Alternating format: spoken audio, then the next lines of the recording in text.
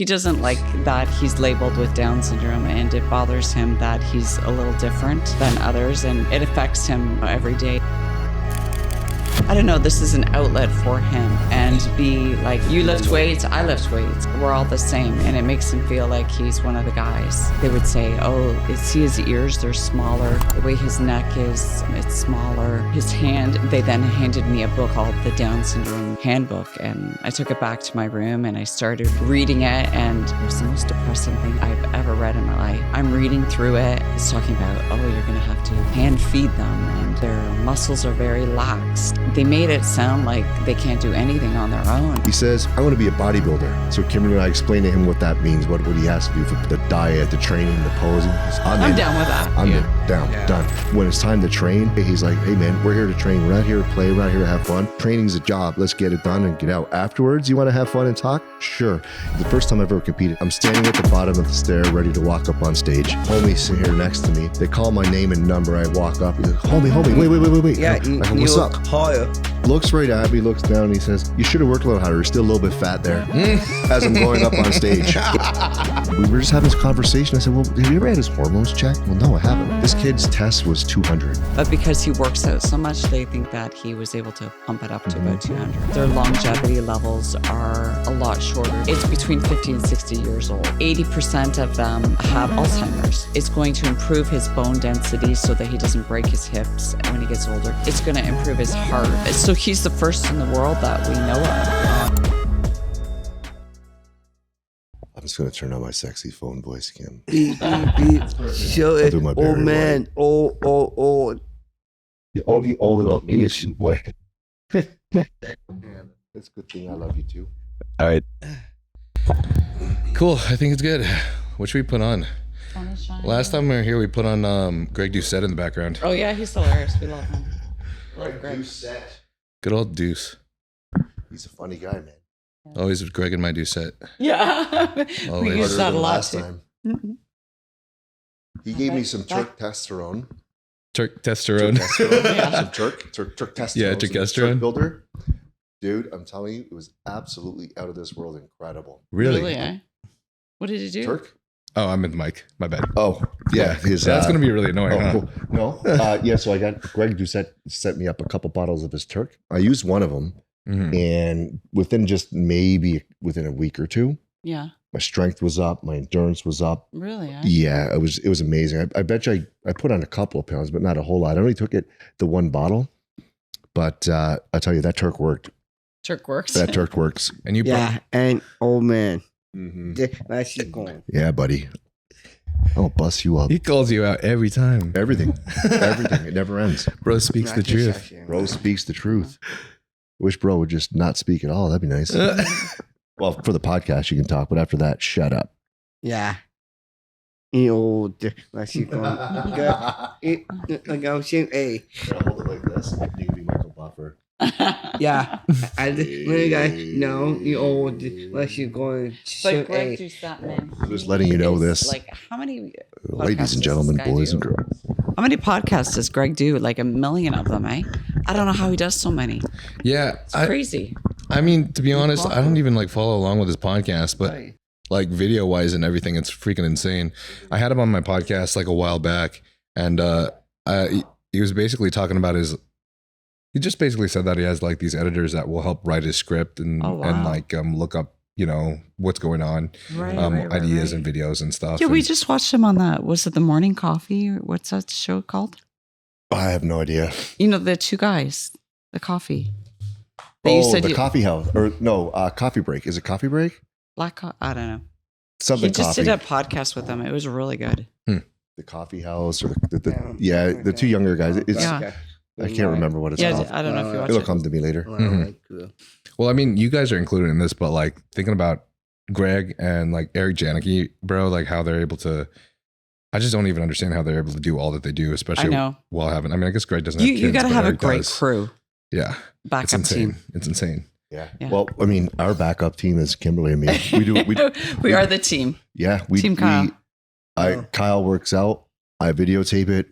Kim writes the captions for I'll look at how we do ours. I check his work.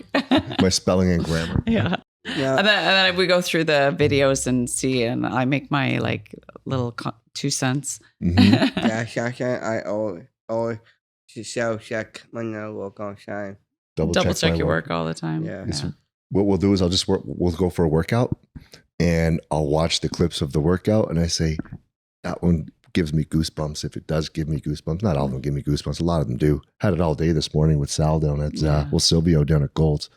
But I'll look at them and I think, I like that one, and I'll post it. Some of them take off, some of them not so well, but it's just like, I like it. And how I post we post on our Instagram, we use it more for like, more for an electronic photo album for us to go back and view.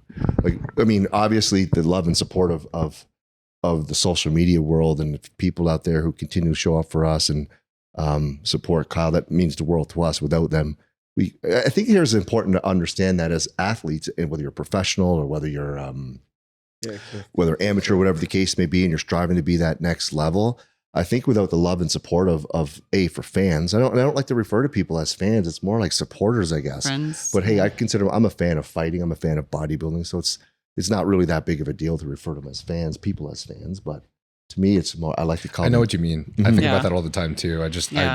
I feel weird saying that term. Yeah. But the supporters always resonates more with me, I guess. I mean, they end up being like homies and friends because, you run into these people and you find out you have a lot more in common than you thought. Boy, do you ever. Super cool. I mean, the amount of people who've come up and said, because of you, like, I'm going to the gym now. Because of you, I was able to get through my mental health issues. And because of you, I'm bringing my brother who has Down syndrome to the gym now, or sister or whatever. And it like the amount of people who are telling us that, it's incredible. Yeah. How that spreads. And even from people that we've never met, we hear from other people, oh, so-and-so knew about you. And, we watch you at our school, the whole school, of or the Special Olympic teams or whatever.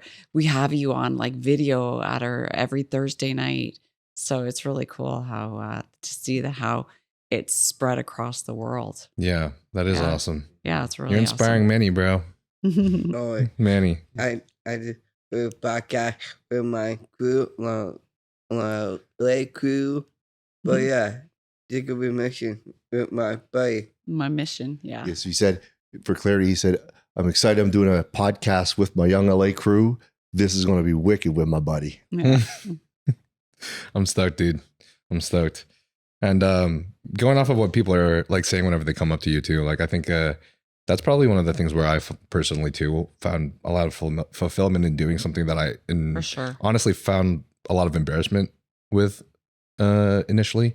Plus, back then, like 10 years ago, like social media wasn't as much of a thing. So when I was like doing social media with my fraternity brothers, they'd be like, okay, so like some fraternities, my fraternity had these like initiation, like pledge nicknames for all of us. And mine ended up being #BabyGap because one, I would wear way too tight of clothes. And two, I was posting on Instagram all the time. That's funny. Be given so much shit just for posting on social media. And then, after like years and years of doing it, you find that you end up connecting with so many people, making so many cool relationships with people through this space that was just like never able to connect someone, 1,000 miles away from you ever. It's incredible, isn't it? Mm-hmm. Yeah. I think that speaks volumes too about the type of people that we interact with, like you said, but not only that, but the type of people that are in the community, the fitness community itself. For me personally, my experience it's been a lot of like-minded people. The majority of people that we meet all want to achieve a common purpose. We all want to get better. We want to improve ourselves mentally, physically, and of course, spiritually, right? And like the majority of people that message us, their messages are pretty much the same, different words, different languages, but the message is the same. We're rooting for you, Kyle. Like we're watching you as you progress, and you make us want to, work harder, do better. Yeah. And when we started this journey, it was to document the fact that there's just not enough people with disabilities out there in the world at the gym. Yeah. And we really wanted to make sure that we made them feel like it's great to be in a gym. And and whether you have Down syndrome or any sort of disability, it's changed his life to get healthy and be in the gym and have a purpose every day. And just socially, right? Has it made you feel like, because now you have all these friends? Actually, what we want to do for me, that doesn't answer our show. Yeah, I want to do like for me, so I can Testosterone come for me. Good. Oh yeah. Yeah, I don't want it. He doesn't like that he's labeled with Down syndrome, and it bothers him that he's a little different than others, and it affects him, every day. And I don't know, this is an outlet for him. Like we all have a need for an outlet, and this is an outlet for him to feel normal and like everybody else, and be like, Exactly. you lift weights, I lift weights, we're all the same. And it makes him feel like he's one of the guys, which is really good. Yeah, and that's a very that's a very interesting point, because when we're out in public, before Kyle started training, when he was 7 years old. So, and the thing with Kyle, that's freaking insane. Even before 7. bodybuilding, before he started the bodybuild, and before he did his first show in 2023, this man is like clockwork. He eats almost every day, the same time, the same foods over. He was born and bred to be a bodybuilder. But to digress back to Kimberly's point, when we see people out in the street and stuff, and they approach us, and this is before social media, I know they're coming from a good space, their heart's in the right place. But like when someone comes up, if you're a 20-year-old man and someone comes up, hey buddy, how are you? You're trying to be nice, but it's more like, it comes off almost a little bit condescending. Like, it's not intentional. I understand that. But when he's in the gym, 50 pounds to Niall is 50 pounds to Kim, is 50 pounds to Kyle, it's 50 pounds to Joe. And the boys and women, men and women, I shouldn't call them boys, and men and women in the gym treat him like a man. Yeah. It's not like, oh buddy, hi. Yeah. It's like, motherfucker, lift that weight and push. Now, let's go. And he's very determined when he's out there. Like, you work really hard. Actually, I work my ball. All this year, I do cardio non-stop, but like 5 hours straight. He does do about 5 hours straight of cardio. What? Yeah. Wait, I think you told me that last time we were doing our gym session. But that still hasn't registered in my mind, to be honest. No joke. And how does that happen? I've got old man. I got no keep going good. Shit. Yeah, because he's like, you need to work out. You need to lose that belly fat. Bro.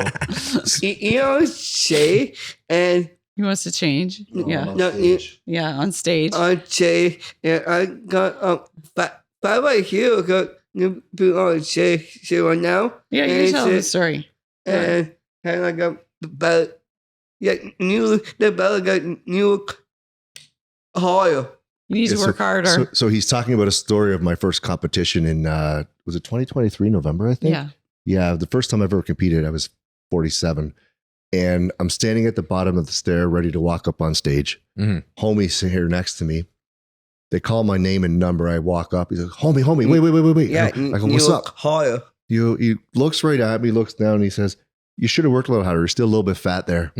As I'm going up on stage for a confident boost. Yes, you got old man belly. I'm like, bro, where were you 6-7 weeks ago, man? You're leaving this to the last second. You could have worked a little harder. Talk about a confidence booster. Yeah. The opposite of a confidence booster. Yeah, that could become but speaking of confidence, working out has like given him great confidence. Like, he just is so much better as far as like speaking to people, holding himself up. His posture is better. His physical health is better.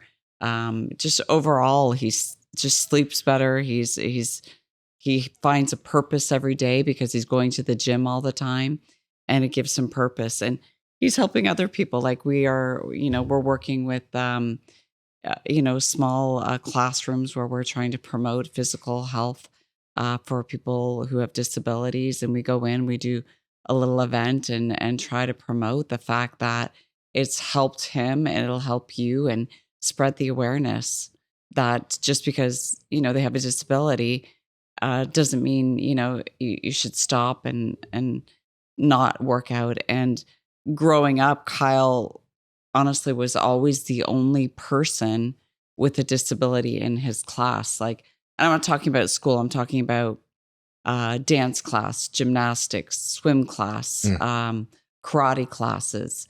And That's good at anything. he was good at everything. And I always wondered, where are all these other kids, you know? Why aren't they here in these classes? So, I mean, we did start at Special Olympics and love Special Olympics, but it just wasn't enough for him to level up.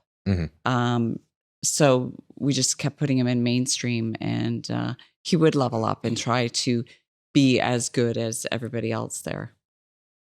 Wow, gotcha. So, there's a lot of things going through my mind. One off because, I mean, it's from much lesser level, but I love hearing a lot of things like this because I feel like it's, in a way, for me personally, and I'm sure a lot of other people out there, probably in their own different types of ways. Yeah. You know, everyone comes from a different background. Everyone comes from a totally different just genome and lifestyle and whatever. But I feel like this, I myself really relate to, I guess, the fact of probably what brought me to California and doing social media in the first place. Because personally, you can talk about this a little in another time because I want to hear about your story. But I grew up in Texas. Was kind of extremely racist, to be honest, at the time, and I was also in a predominantly white city, College Station, Texas, where Texas A&M is. Yeah. And I was also pretty dang obese, even though my parents didn't. Okay. My parents like cared so much about me looking great. You know, it's very Asian culture. Like bring on to the family. You got to look good. You got to be smart. You got to bring all A's. You got to go do every sport. You got to do all of the above, right? However, for me, I think I coped with eating. I coped with like running down to the cabinet to shove some snacks in my mouth when my parents were asleep. And I don't know. I didn't have any friends because my parents wouldn't let me out. It was just just basically a cascade of being alone for a majority of my life. And as I went to college and I realized like there's other Asians out there that do other things that like are accepted, that like in social media people look up to. Exactly. I got like really into like Asian social media, like seeing these people do things like freaking Just Kidding films. I don't know if you've ever heard of them before. I have, yeah. Yeah, it's the people who also created Barbell Brigade, you know, like Bart. And there's just an array of people that I looked up to that I felt like maybe I could be like one of them, you know? Maybe I could be part of a community. Felt more accepted. Yeah. Maybe I could be accepted into something. Yeah. So that's why California had always, you know, attracted me. But I want to like kind of roll the tapes back a little bit. That's exactly how I think Kyle felt when he joined a gym. He felt like this is my playground. This is like, he felt accepted there. Am I right? Like like he felt like he found a place that made him feel good and accepted, and you know, not looked at differently. But he's just there to work out and do a workout like everybody else. And I think that's really I think how it started. I think you hit the nail right on top of the head when you said playground, because we'll take Kyle to different gyms in Toronto, and because we just went to one in Barrie, which is about an hour and change from our house, this new gym that just opened up. This homeboy walks in, and the shit-eating grin on his face when he saw this gym, dude, he's just like, wow, a new gym, a new playground for me. I want to do everything here. Or 2 hour time to go home. No, I'm not done yet. Okay, bud. Let us know when you're done. Play all day. Literally, he'll be there all day. Yeah. No, I don't play all day. You don't play all day? You like to train all day? Cardio? I train cardio and walk. How do you cardio for 5 hours? Yeah, how do you do that? I don't know. I just get going and I walk Power Rangers. I'm not gonna give up. I learned that from them. He learned it from them, Power Rangers. Yeah, that's epic. Yeah, that's how he started. So, because he wanted to be Green Ranger.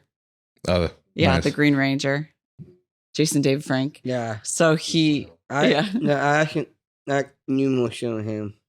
New version of Jason David Frank 2.0. So when we started the social media, it was because we really wanted other people So, Why don't okay, we tell the story how we started Yeah, social media? let me go back to, hold on, what happened. So for fun, when he did chores, he would get a treat. And his treat wasn't chocolate. He wanted the muscle mags. So he would every week, pick out muscle bags. But what we wanted to do is eventually have somebody like Kyle to look at, like somebody with Down syndrome to look at somebody like Kyle and go, oh, they kind of look like me. I can do this too. Like he's looking at muscle mags, which are Chris Bumsteads and Derek Lungsfords and all these guys. But eventually, hopefully he will be on the cover of magazine so that other young men who are looking at, these magazines can identify. But we pulled up the magazine a couple months ago from the basement because back then you would pull it out, pin up the centerfold, which was how to do like certain muscle moves. I don't know if you remember that in the magazines. Okay, so you could pull out the center and it shows you like how to do push-ups, how to do certain curls. So we would tape it to the basement wall and he would self-teach himself because we didn't have the YouTube back then, right? Where TikTok where he could like watch and how to do it.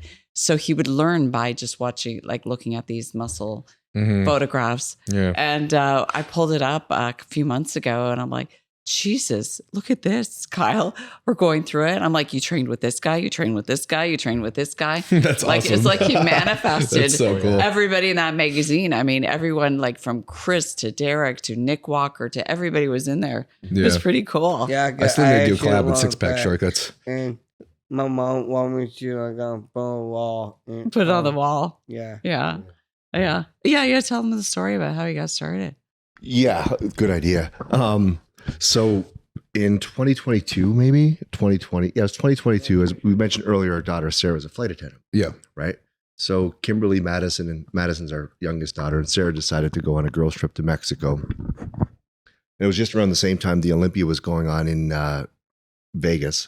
So homeboy and I go to Vegas. Kimberly and the girls go down to Mexico, and we were in the booth, and we come by this Muscle Tech booth, and they're doing chin-ups, right? So homeboy looks at me, and he goes, "Should I?" And I say to him, "Only if you rip your shirt off." It's a joke. I didn't have the words out of my mouth. He had the shirt off. He's buttoning in line, and Joshua Benoit was on the microphone. Good old Josh, bro. Yeah, at the Muscle Tech. He lives, bro. Cincinnati King. Yeah. Oh, dude. That was his first video. That was the first. So I just take these videos to send to Kimberly to show, hey, we're having fun, going on, blah, blah, blah, blah, blah. Yeah, make me like my shirt off. I didn't make you do anything, dude. You tore that thing off on your own accord. I just got to say something real. You said it, not me. I said it, but come on, man. I just got to say something real quick, by the way. Yeah. Dude, it's crazy that it is me saying this because I feel like this would be really controversial to people who like just view everyone on social media, maybe aside from Kyle, but like, dude, straight up, Eric Janicki, Josh Manoy, and you, Kyle, are the toughest people that I've ever trained with. Ever. Yeah, you guys go really hard. That's awesome. Really hard. And I was shocked, I'll be honest. But that's incredible. Yeah. Well, thank you. You guys were pushing me on those drop sets, man. That was nuts. You killed it that day, man. You killed it. You killed it. That was awesome. That was incredible.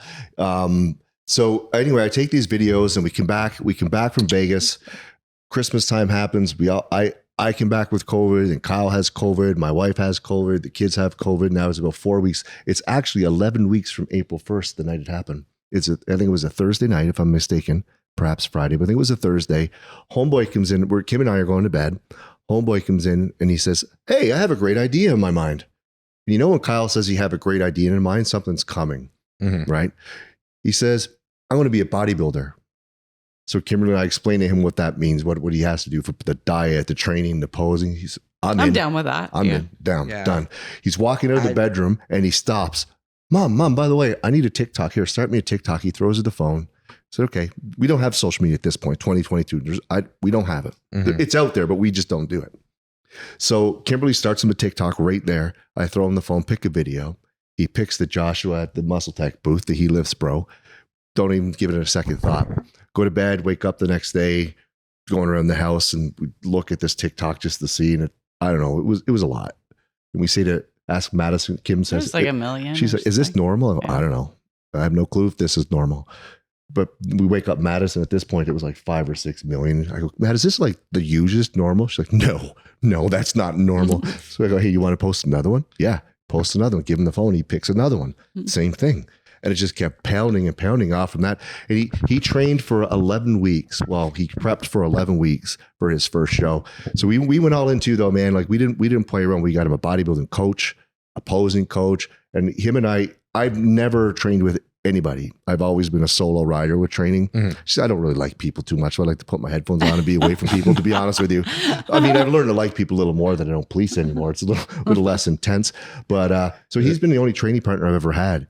You know, he keeps me honest in the gym, keeps me honest, pushes me hard too, you know, and you know, so he's got, I see that he's picked up some idiosyncrasies for me, because it's like, when it's time to train, it's like, all right, man, knuckle down, get to business, do your work. He's very serious. So he's that same way. He's like, hey man, we're here to train. We're not here to play. We're not here to have fun. Training's a job. Let's get it done and get out afterwards. You want to have fun and talk? Sure. You know, and we have people in our gym that'll come up to him, hey, can I get a photo with you? And they all know him. And I take the blame for this. People are like, I'm training, but we can do it after training, please, if that's okay. Yeah. You know, like, we'll do it I noticed that last time we were training too. You did, eh? Yeah. Okay. I got to ask this because I was looking through some of the, I saw a podcast that you guys were on, and I also watched a little bit of Tristan's video back then. Oh, yeah. I love Tristan. Yeah, I love Tristan. He's one of my best homies. As I was watching them, I ended up just like turning them off because I didn't want to hear the story. I just wanted to hear it straight from you guys. Oh, okay. So I guess reeling back from, you know, when Kyle was born. Yeah. I would love to hear the entire thing.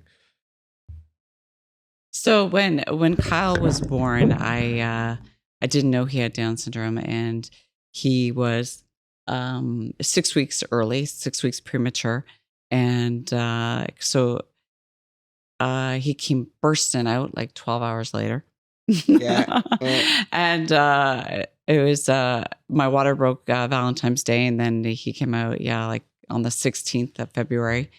And immediately they knew something was wrong, and I had no idea that he had Down syndrome. And they said, "Oh, he has looks like there's a problem. He turned blue. And it turns out he has a heart condition."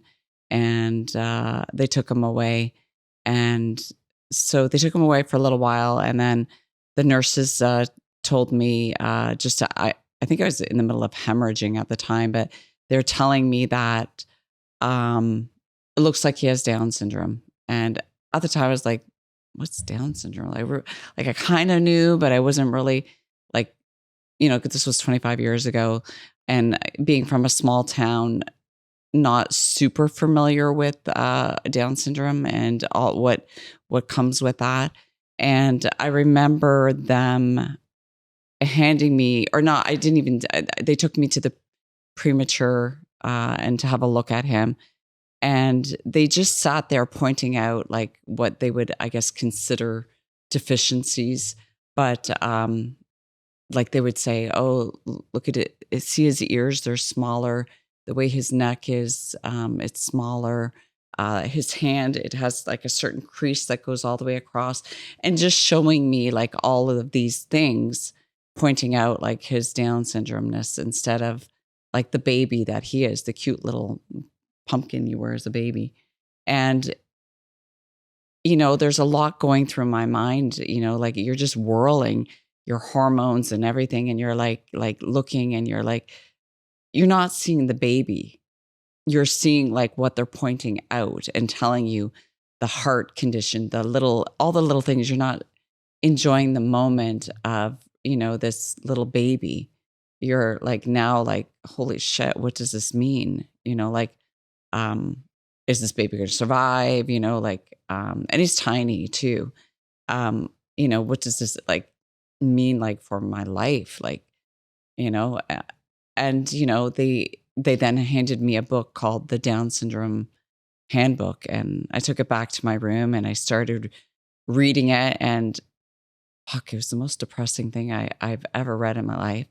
I'm reading through it, and it's talking about, oh, you're going to have to hand feed them, and their muscles are very laxed, and just so many things. It was so overwhelming that I was just like, it's so much to take in. Like they made it sound like they can't do anything on their own. And I just remember thinking, I'm just going to take this day by day. I threw out the book. I said, fuck this book, threw it out. And I said, you know what? I'm just going to do it my way. I'm not following these. And I said, I'm just going to take it step by step, day by day. And every day, I'm thinking, just because it says so doesn't mean it is. It could be completely different. And I thought, I'm going to raise them like my other two kids. Well, at the time I had one. I'm going to raise them just like I did my other child. Why should it be any different? And I really did. I thought it was really important that I push him the way I push my other child, from everything to learning how to walk to swimming. He was swimming in the deep end at the age of 3 by himself. Dang. To, eventually making his own food, doing his own laundry, whatever it was, but capable of doing it on his own. I remember even being at like playgrounds and people, watching me and going, oh, he's over there by himself. I'm like, yeah, I can see him. He's fine. But like, people giving me dirty looks because I would let him, kind of go do his thing.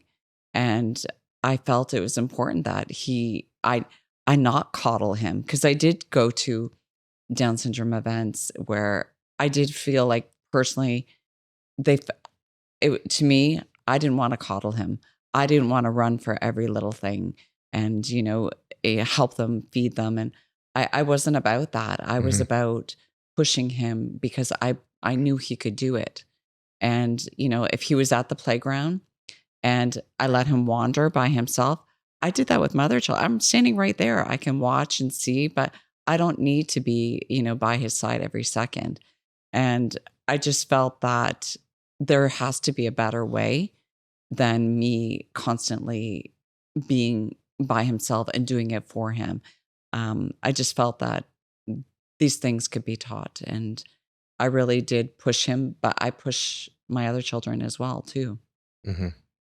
Maybe touch base about, I think it's important to talk about when they send him home with the heart. I mean, he did have a heart condition, which was fixed. It, like they send you home and he says, and it's very typical of people, babies with Down syndrome, that they do have holes in their hearts and they do need repair.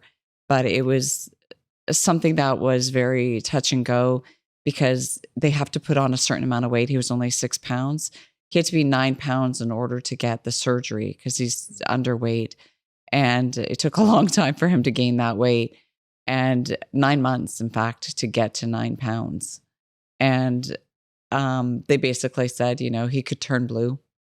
If he turns blue, call 911, and you're basically sent home and just hope for the best. And yeah, in Canada, we don't have the resources the way they do in the United States. We don't have Down syndrome clinics the way you do here. You have so many. We don't have resources like the US. There's a great Gigi's Playhouse is a nonprofit organization in the United States, 61 locations where they're there to help you every step of the way, and they're amazing. And you guys are very fortunate to have those types of companies around here. But in Canada, you're really on your own. You're on your own.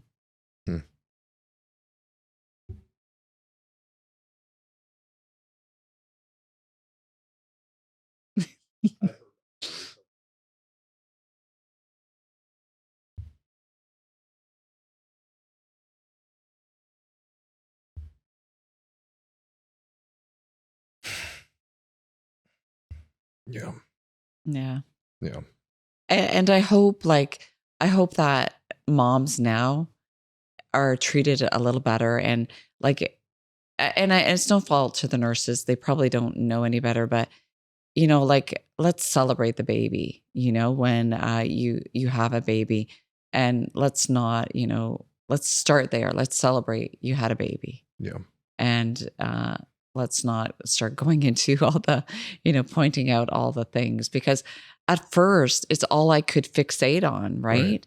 Is like, holy shit, first you find that out, and then it's not until after do you realize what a blessing, it is. And he is, because you're so overwhelmed with so much information at first. Right. And 25 years ago, we didn't have TikTok and Instagram, and to get that kind of information that's out there now, it was kind of a lonely, scary journey.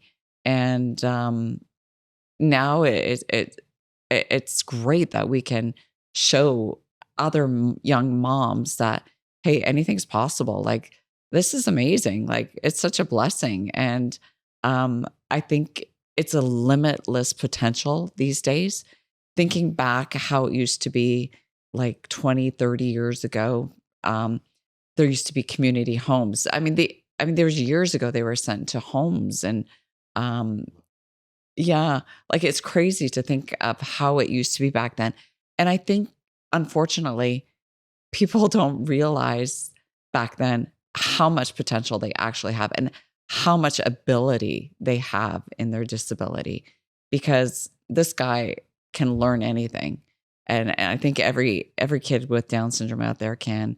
And I get everybody's got levels to them, as do we as people. Without Down syndrome, we all have levels.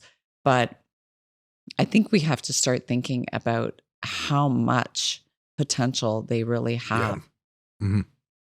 That's something that I'm going to be honest, that I really love social media. I love the fitness industry, but I think one thing that I have not really liked so much, which as awesome as they are, and I love them, I think I can allude to some creators' faults that like to do the natty or nots sometimes. But I feel like there is there used to be this immense hope in like what I could become. Yeah. Whether it was just like how I looked in terms of my musculature or what I could achieve. And I think ever since this detectiving like determination of this borderline of like what is really naturally achievable versus, what does it look like when you are on PEDs? What are your abilities like? Like, what do you look like? What is the look of being on trend? Like, I think ever since these have come out, people are very quick to accuse someone of being on something because they've achieved a certain level. And this has caused so many younger kids to be like, yes, I cannot get there. Yeah. I have to jump on steroids. I cannot get there. That's impossible. Why even get your hopes up? There's no point. Why even try?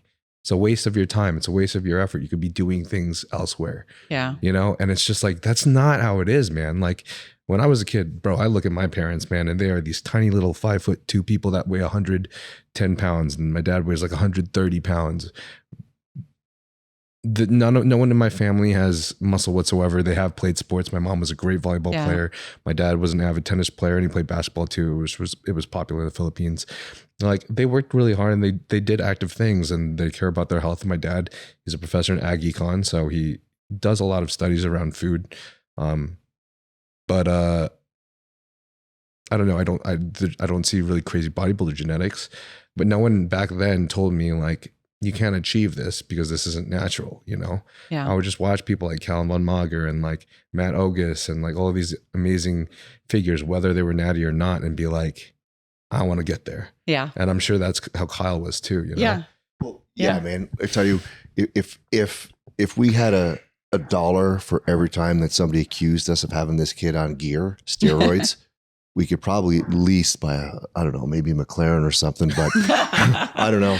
But yeah, man, this kid's 100% natural. There's no juice in him. No steroids. I was going to say, like, it's insane seeing how much he's achieved on what you guys found out recently that he had 200. And actually, this is even more interesting than what we just found out his about test Kyle. Levels. We did his test levels last September.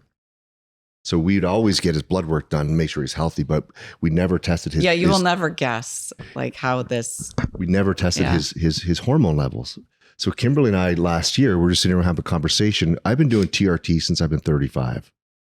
Kimberly's recently started a few years on her Yeah, hormone estrogen, replacement yeah. therapy as I think well. hormone replacement therapy is amazing for women. Yeah, I just it have is. to say Amazing that. for Like, men and Absolutely women. well, amazing. for both, of course. Yeah. Yeah, but Because I I, just think I it's think if you do not have your hormones right, you just don't feel right right. at all. So, And- and that's where we had this conversation. Is I said to Joe one day in December. It was around December, September. January? It was September of last year. Yeah. He was getting blood work done, and we were just having this conversation. I said, Yeah. "Well, have you ever had his hormones checked?" She said, "Well, no, I haven't. We got his hormones checked. We got his blood level. We got his test markers checked." This kid's test was 200. Real quick, guys. So while I was looking at the YouTube analytics, I actually saw that 85% of you guys that watch this channel are not subscribed.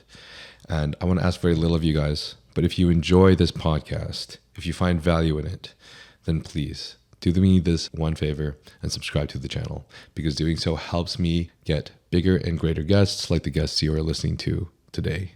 Also, this channel is not sponsored, which means only the companies that I work with, which are Young LA and Huge Supplements, are the companies that can help fund this channel by you guys using the code NILE. So code NILE gives you a discount of 15% off of Young LA, and code NILE also gives you a discount of 10% off of Huge Supplements. And if you decide to purchase anything from any of these companies, it will help immensely for me by using my code. And this way, I can travel to other guests and also upgrade in equipment to make this podcast bigger and better for you guys. 200. 200 was his And you know test what the level. average male is like?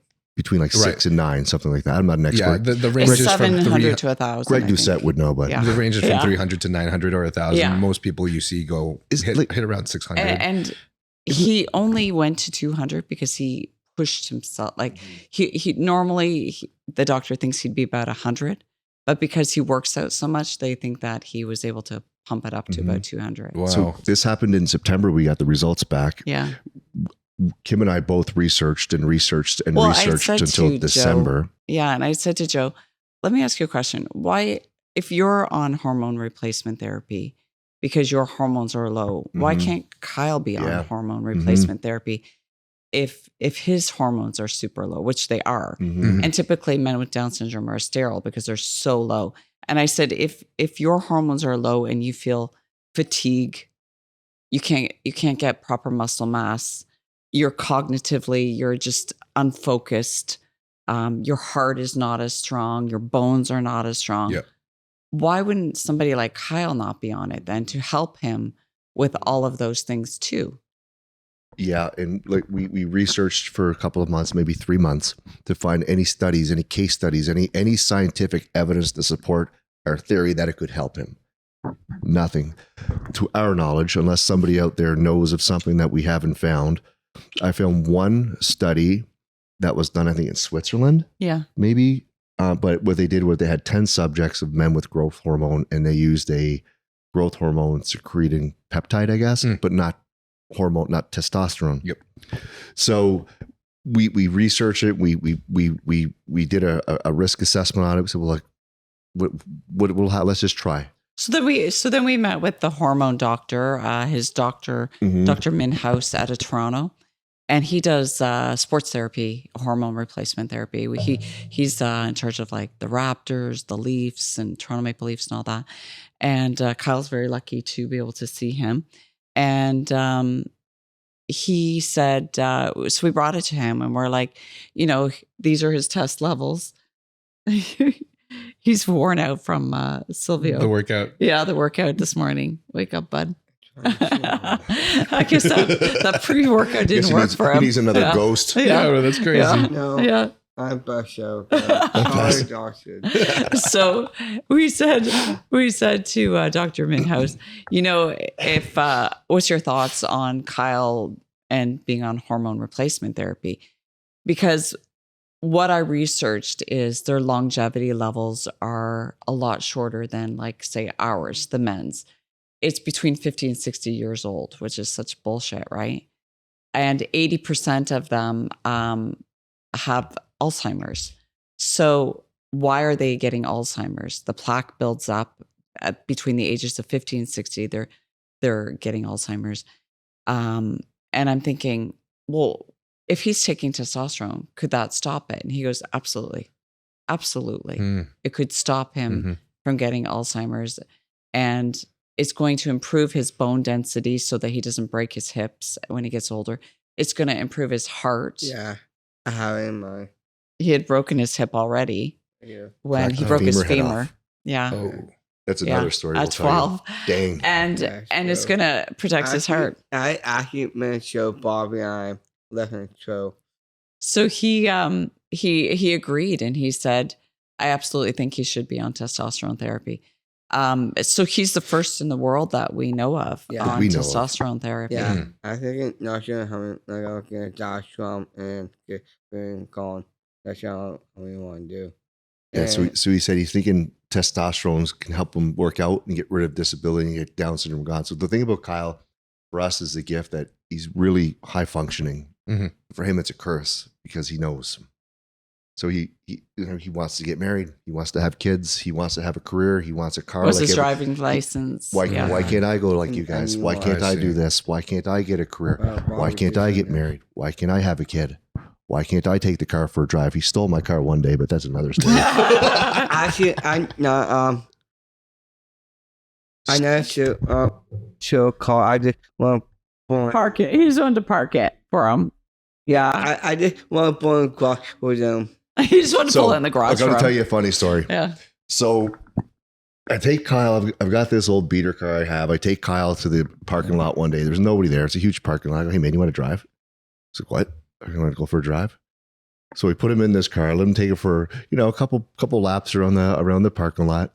So, okay, bud, that's cool. So Kim and I go out one day and our neighbor calls, Kyle's kind of in the car and he's up on the curb and he's hit a tree. No! We're like, what? Yeah, I don't want to talk about that. I don't want to talk about it. Yeah. So he stole my car, hit a tree, then ran home. No, I know. Well, claw. You just want to put the car in the garage. Luckily, he missed the garage. I'm glad he hit the tree and not the house. Too. That was a bonus. That was a bonus. Yeah. So the hip, he was 11 years old, maybe 10 years old.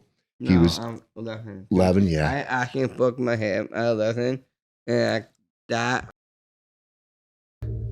So you hopped a fence. I chased my cousin around, and I got shot from a friend. Chasing his cousins around. I actually filled my blood.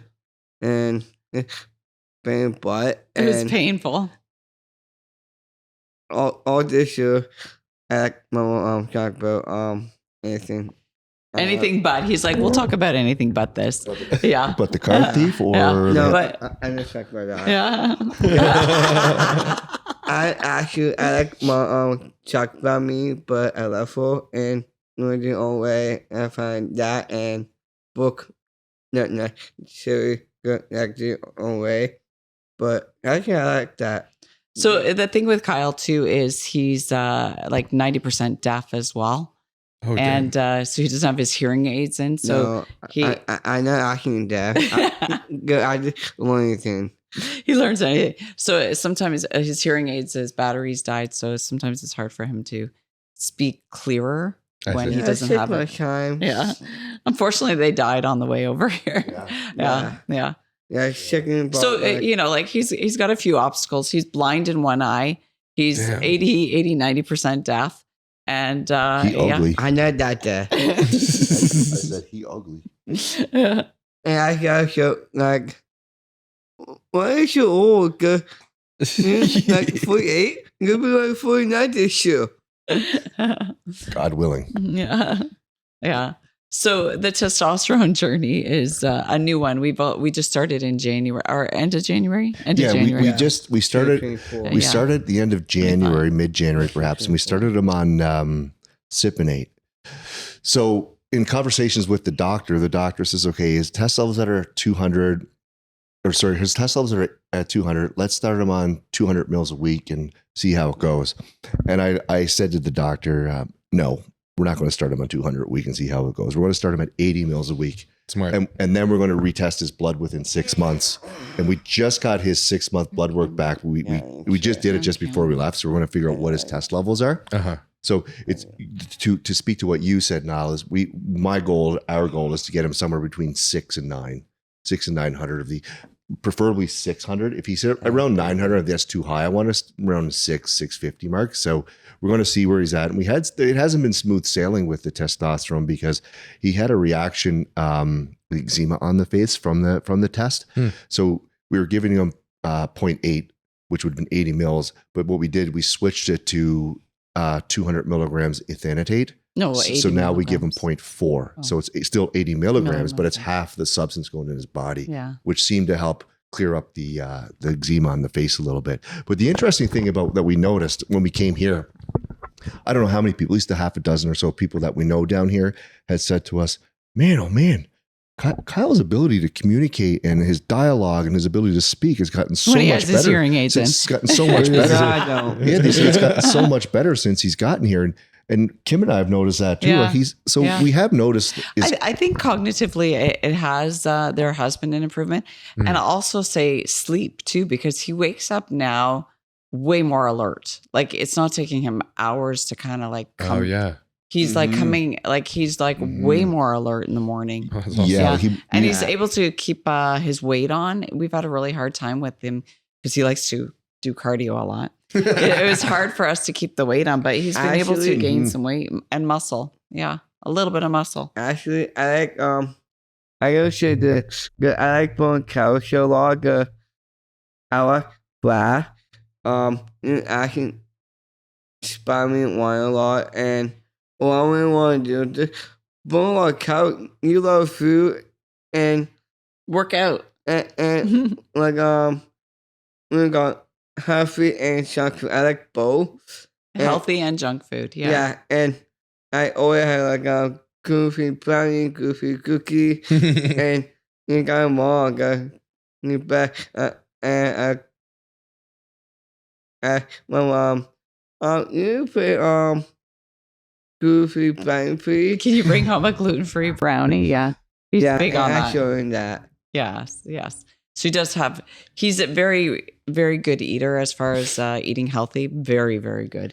He will definitely say no if he's already had a treat that day. Like he cuts himself off. He's really good with like, no, I'm good. No, he won't drink pop or any of that. No, I have pop, but getting gassy and diarrhea. So the thing about Kyle is so he doesn't touch it. super honest. Yeah. he doesn't know how to lie unless he has no filter. He's stealing cookies and he knows how to lie real good.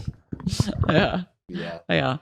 But we're hoping that this TRT journey will, start to, like, hopefully we want to showcase that to other people with Down syndrome, especially males, because the longevity of their lifespan is so short. And I think there's other alternatives. And I think having the TRT the way we would, if ours are low and we're receiving it. And I said to Dr. Minhouse, like, why are they not like us parents told that this is something that would help them? Right. And he just said, they're just an afterthought. Science is lacking huge. Yeah. Huge. It's just not thought of. And yeah, that's right. And in talking to our friends at Gigi's Playhouse, they who have 61 locations are amazing people. And they said the same thing. They had no idea that this was an option. Right. Yeah. Right. So it's very groundbreaking information. And we're looking at, do you know who Jeff Nippard is? Yeah. Yeah. So we work out with Jeff Nippard, and Gigi's Playhouse and Jeff Nippard, we're looking at doing a case study on this and bringing it forward. That'd be awesome, man. Yeah. Mm-hmm. I mean, Jeff's it is an amazing. interesting thing. Like, I guess I'm surprised that there wasn't even like some kind of considerations in the past. Because like, nothing. I mean, isn't that crazy? I'm not like a doctor or anything, but like understanding just the benefits of having a normal testosterone level, I don't see how even doing like a small dose of HRT regularly would, unless like it was like, for example, like those with Down syndrome had like a higher risk or higher potential for, I don't know, like higher ApoB levels with like, but that just doesn't even happen with like an average testosterone level. No. Average testosterone levels normally benefit a person in like all areas.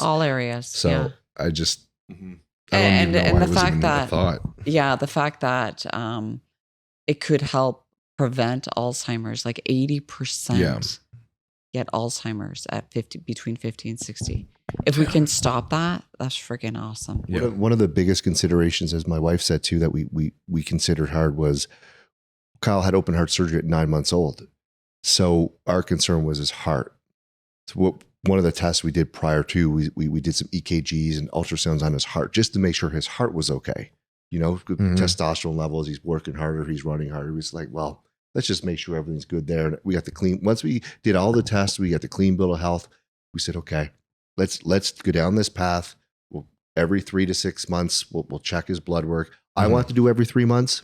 The doctor says once a year. I go, no, we'll do it every 3 months. The boss says every 6. Scan. Boss says every 6. So we go every 6. We did a DEXA scan. In fact, we're going to Venice Beach tomorrow for a 6-month DEXA scan, and we're going to see what improvements, that'll be awesome. what improvements, if any, he made. It's probably going to tell us that I have way less fat than Kyle does because I'm skinnier. But now you don't go like we all like must be, and I should show I'll say I want to hug him.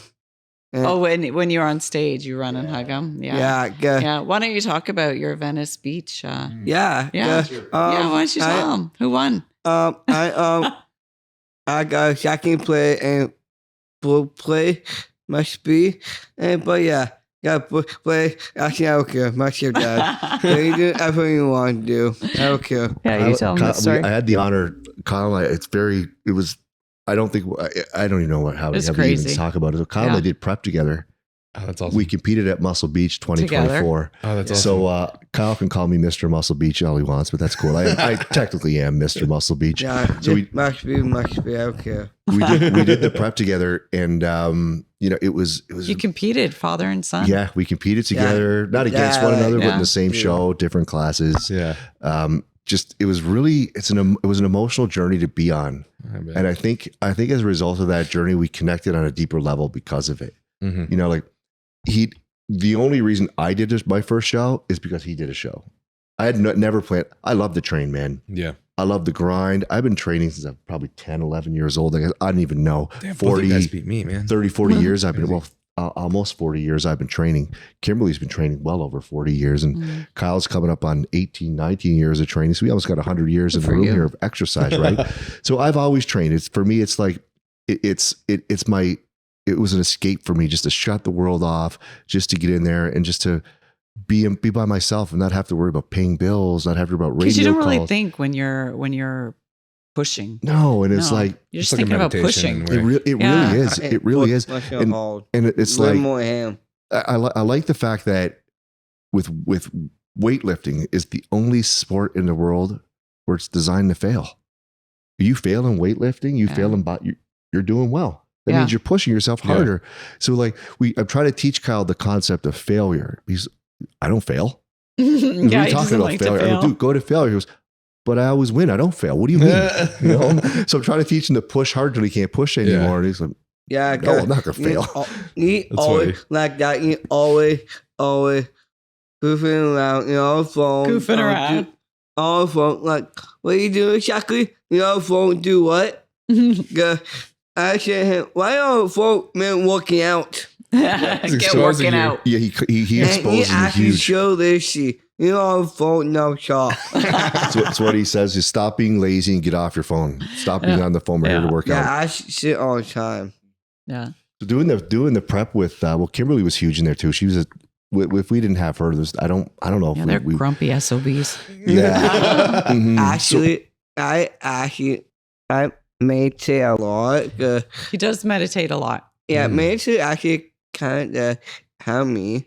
Like, it must be, but actually kind of help me. Mind. And, actually calm me down a lot and slow down. Whenever he does like a guest pose or he's about to go on stage, you'll find him backstage meditating, just sitting there. That's awesome. Yeah, just chilling. And then he's good to go. Yeah. And I like being calm. That's how we want to do. He likes to be nice and calm. But when the two of them were on stage for Muscle Beach, that was amazing. They were like posing. Walker was their coach, actually. Andrew Walker. Yeah. Yeah. Andrew, shout out Andrew. Plant. He's the best coach ever, right? Yeah. Plant. Yeah. So, them being on stage together was such an emotional journey, and so great to see the two of them compete together. And Kyle, like, he came in second place, and he's amongst all his peers, the regular men up there, and for him to come in second place, that was a huge accomplishment. Yeah. Massive. Well, I want That's to awesome. get But tell So him what he said when he came off stage. We're backstage after the show is done. You got a second place. He comes up second place with his trophy in his hand. Second place. I don't fucking think so. Let's go to the gym. We're going to go train right now. I go, what? He goes, I'm not happy about this. Listen, they're not even cheering my name out there, Joe. We got to go train. I'm going to train harder and come back next year and kick everybody's ass. I think Bastion very mad. He was very mad. He does I don't not know like why to he got lose. play. All we want to get play, and the guy showed up and He won. he wanted to go. All we want, we're gonna get play like my stepdad. All we want to do. You gotta train harder. No, I always shoot hard. I should shoot my ball, and all we want to get play second play. Like, nothing.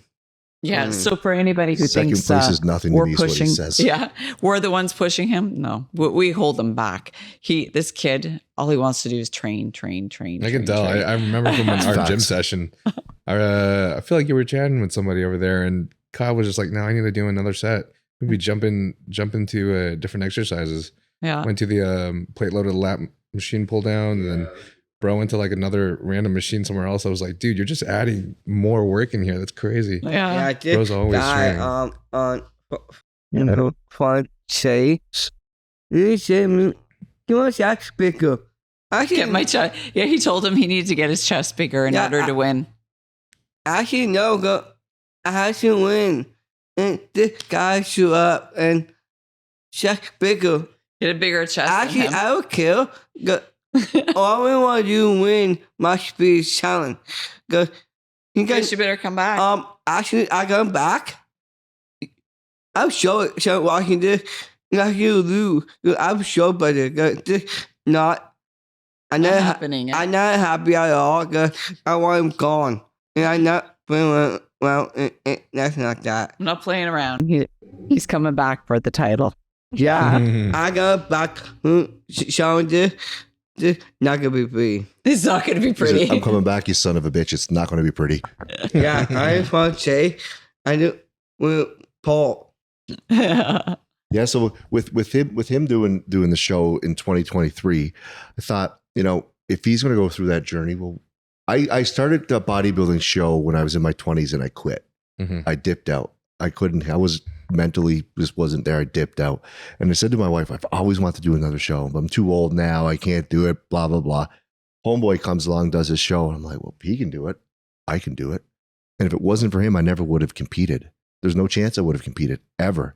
And the fact that we got to go through that journey together, I don't know if there's any words that I can't consciously bring to mind the words to get them to my mouth to articulate the amount of gratitude and I was just so excited to do it with him, like at that point in time, I needed that more than anything in my life. Yeah.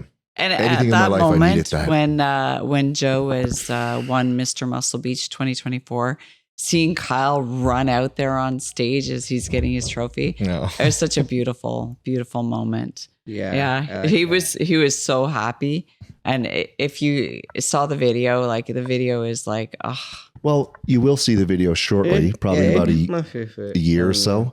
I don't know if I mentioned this, but well, I might as well. The cat's out the bag now. So Generation Iron, the production company, we're about 5, maybe 6 shoots into filming a documentary on Kyle's bodybuilding journey. Oh, that's So awesome. it's set to be released. We don't have a release date, but we're in talks with Netflix, Hulu, Amazon, Apple, and they're all expressed interest to get it up there. That's So awesome. it's going to be a little movie star here. Yeah.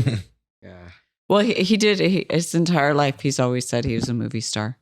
So like this kid is the real manifester. 100%. Yeah. First- He's always, My first meeting Kyle, We walk up to him. Hey, I'm Joe. He goes, hi, I'm Bruce Wayne. I'm famous and I'm a billionaire playboy. That's his first word. I'm like, I love this guy. Actually, Bruce is single. Got Bruce single. Got nothing longer. Like you have like a change leg or we got Robert Nightwing. Oh, so he's like your Robin. No, the wait. Second Bruce longer. Bruce is father. You have like Robert you Damien and your son. No know about that. Damien, yeah. So he's the son. Got it. Yeah. Yeah. So yeah, he's always, like he's just, the biggest thing about manifesting is the law of assumption. He already believes it's going to happen. Mm-hmm. And he and when I showed him that magazine, like, can you believe you worked out with all these guys? He's like, yeah. Like, it's just like, it doesn't faze him. Yeah.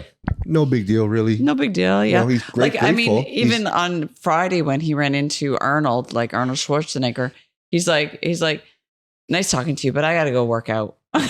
Hilarious. Yeah, that was funny. Hilarious. Okay, Arnold, stop talking now. I got to go train. Yeah. He's like, oh yeah.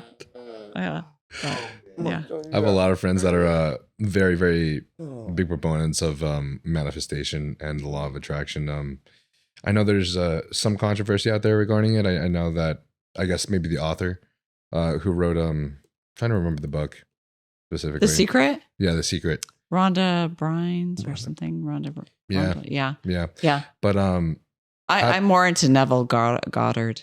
Okay. The real guy. Okay. Back in the manifestation. 1930s, 1940s, like the true, Gotcha. law of assumption and that, and about keeping the weeds out of your minds and keeping it clean and really feeling and believing in what you want. Right. Yeah. I mean, it's so extremely powerful. Like we see in just like purely what you believe as a human being changes completely like your depiction of reality, 100%. like how you act on a daily basis, like how you feel about the life you're living right now. You got it. And I mean that you don't that like makes it, you change all the it. difference in the Change entire the world, story.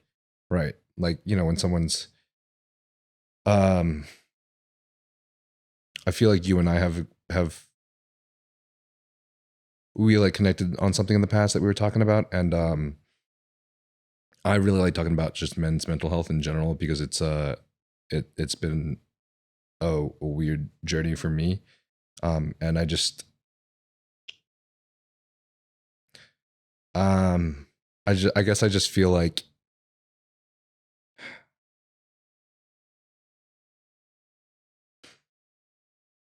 I don't know, in a state of depression, sometimes nothing really matters. You kind of just don't want to be around anymore, but I do believe, like, as a man, you can get out of that and you can work forward and you can make moves and you can change things, but sometimes it's just so much harder for some people than others. And that's down to like 1,000, a million different factors. And I just think that there's just so many things that you can focus on. And, I remember when I was experiencing some things too in the past, I had my ex and another one of my female friends living with me at the time. It was around during COVID, maybe 2020. This is after I took orals for the first time. I was doing some dumb things, but basically I didn't know what I was doing. And I was competing natural at like 6 shows in the NPC. I was competing at nationals natural, and I would be getting like 16th plus place where you're not even ranked, because obviously I didn't even remotely compare to the other guys on stage. So at one point my coach was pushing on me to take certain things. And I was like, I don't want to do steroids. I definitely don't want to inject. And does that really mess with your mental health as well? Oh yeah. It messed up with it crazy. Cause like, dude, like my value was ingrained in the identity of me getting my pro card. Like if I don't get my pro card, I am worthless. And that's kind of just something that I think was ingrained in my childhood, living in like kind of just this very standard Asian culture that I guess you would expect for the past. It's like all your value is based off of your achievements and what you do as a person. Yes. So that was my identity. That was my value. I'm like, if I don't achieve this, then I'm nothing. And it would just continuously happen where I'd just not even get placed, to the point where like I don't know. I guess I entered this like level of desperation. So, took some things from him. He said these are AIs, like aromatase inhibitors. I don't know if your doctor ever discussed aromatase inhibitors with you guys. That's probably good because for some reason, at one point, a lot of men going on HRT were recommended to take aromatase inhibitors, which I think should never really be a discussion unless it's shown that they are extremely prone to essentially just like producing estrogen from the amount of testosterone that they're getting, like converting that to estrogen through and there are some people that actually get some extreme estrogen levels from the same testosterone that most people take, and their estrogen levels are always within range. There's a crazy discrepancy that I think people kind of just assume everyone should aromatase around the same level, but it's not true. But most of the time people do, and it's like they recommend these aromatase inhibitors for these guys so their estrogen goes within a normal range, when really it has a lot of like, it's not really a healthy thing to do. You shouldn't be taking drugs for women's cancer as a man on a daily basis. Yeah. So, but basically, it put me down a dark hole, and then I was basically depressed for a year. Like my female friends would come to me and be like, you should really work on your mental health. Yeah. And bro, in my mind, I'd just be screaming like, this isn't just my fucking mental health. There's something literally wrong with me. Yeah. Right. And I know depression can happen from an assortment of different things. Like there's so many different variables that can cause someone to feel depressed, whether or not, I mean, you can diagnose that it's depressed or not. I've had this conversation with some people, like had this conversation with, I'm brain farting right now. Hussein. But I think first it's important that people address their hormones. And I think that's something that's really cool that you guys did with Kyle, is you guys went in and like, Kyle is obviously so focused on his health and his improvement already by himself. But I think it's really cool that you guys, get his blood work done regularly. You guys check scans, like you got an EKG, bro. I don't know anyone around our age that has gotten an EKG, exactly. Which is awesome. Getting all these tests. He should have the same benefits that we do. That if we're doing all that for ourselves, and we can improve his life, let's do it. Right. I've been training for over 15 years now, and I was too lazy to track anything training wise for about the first 10 years because science-based training's for pussies. But I kept hitting plateaus from burnout, fatigue, joint issues, and injuries, and other factors that at the time I didn't really fully understand, realizing not everyone is built to handle the intense and same workload and injury resilience as Tom Platz and Ronnie Coleman. Sad face. I wanted to speed run that shit, but the reality is dudes that have always known their body best are the ones that have been lifting for at least a decade. Shit takes a long ass time to figure out. I started tracking all my training on the Notes app on iPhone because I don't know what paper is. Until recently, I started using the RP Hypertrophy app. The RP Hypertrophy app spoon feeds you step-by-step workouts tailored towards whatever your focus is, or you can customize the workout yourself. Well-educated coaches have always cost $250 to $500 or more a month. I'm paying $500. That's like 10 bottles of testosterone. But if you're not competing or you don't have the money to spend, the app will adjust your program for you every week to maximize your long-term growth. It'll base this on your pump, how fatigued you feel, how your joints feel, and more. It takes in everything to account, none of which I took into account in college because the only accounting I did was counting how many dumpies were in my class. Look, there's a titty. If you don't believe in science-based training, you don't got to do no 3 RIR shit. You can just hoist heavy steel and track it, because we all know that the people who say that they remember their weight sets and reps every week are full of shit. IMO, there's a sort of middle ground where you track your progress and make sure all the variables are right in your food, sleep, gear, progressive overload, and then you go to the gym and slam those heavy PRs until your blood pressure is higher than Miley Cyrus. If you're still unsure, they've got a 30-day money-back guarantee, so if you still don't like it and it gives you a bad tan, you can get your money back. That way, when you compete at your next show, your tan doesn't cost you the first place that you so well deserve. So go to the link in the description below, or you go to rpstrength.com/Nile and use code Nile at checkout. That's rpstrength.com/Nile, code Nile at checkout. If you could tell somebody with let's say depression, if there's one thing that you could do if somebody who's depressed, what would that one thing you would recommend a man? Let's say Kyle's depressed, if you're talking to Kyle, what do you think that one thing, you tell him, do one thing, what would that one thing be to you? That's a good question. That's a really hard question. Yeah. To be honest. Is it different for everyone? I think it is different for everyone. Some men are depressed maybe because of their hormones. Some people are depressed because of their life situation. Some people are depressed because it's actually something that they just inherited. Yeah. I know it's kind of hard to talk because it's like personal things, but like I have very close family friends who like their father committed suicide, and it, for some reason, it kind of, there's times where it runs in the family. There's a lot of things that run in the family that people don't really realize. Did you figure out what the issue was for you? Yeah, for me, it was a lot more simple than most other people, which was lucky. For me, it was like a combination of, one, the things that were going on in my life, right? Yeah. Like, you know, this fact where I dieted consistently for like 2 years straight, basically trying to do all these competitions while I was natural. Then I jump on things. Is hard. So my testosterone tanked, right? But my testosterone tanked. Also, my body fat was really low. I wasn't supporting my hormones naturally. And I also like took drugs. Mm-hmm. I took oral steroids at one point, not supporting my testosterone. There was just like an assortment of factors. I think the first thing that I attacked that really helped me was the hormones. Mm-hmm. And you can even say that from a woman's perspective. It's like there's so many women out there that like their hormones will fluctuate more than other women based off of where they are in their cycle. And it will affect the mental health extremely, you know, like, you know, some women have PMDD while others don't. And you can see in how it will change your personality and how you will react to certain things on a daily basis. Even the littlest things. Yeah. Right. Yeah. So like imagine that you like live on a daily basis with this mindset of just like manifesting what you want, go out there and get it. Yeah. Bro, that doesn't just affect your mind, that affects your hormones too.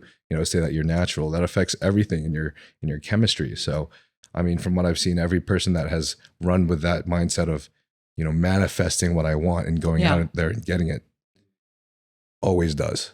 Well, and I think that's what helped me in when I brought Kyle home is the idea of a positive attitude and knowing that, you know, that might be the books, but it's, you know, I don't think that's how it's going to go for me. I think, you know, I'm going to take this a little differently than what the book is telling me. All you do is only like mom making own decision. Actually, I okay really good. I like my mother's way. You like my mother's way? I like my mother's way. Yeah. I mean, just the touch base a little bit. I found with depression it was frustrating a lot because it's like, for me personally, I think I have all these beautiful things in my life. I have a beautiful wife. I got a beautiful home. I got a great career. I've got all of these things, but why do I feel this way inside? Like, and I couldn't for years and years, I couldn't understand what was going on. You know, I just couldn't figure it out. Just couldn't, you know, it's, for me, it was frustrating and it affects everyone around you. It's not just you, it's the people that you interact with on a daily basis. And I see men now and I can see them. I'm like, oh man, I know exactly what that guy's going through. Yeah. I can feel it. It's like, I feel it from them. I can feel in my heart what's going on with them. And I wouldn't wish that on anybody, man. Anybody. Mm-hmm. No. I wouldn't either. No way. And it's hard too, bro, because it's so variable.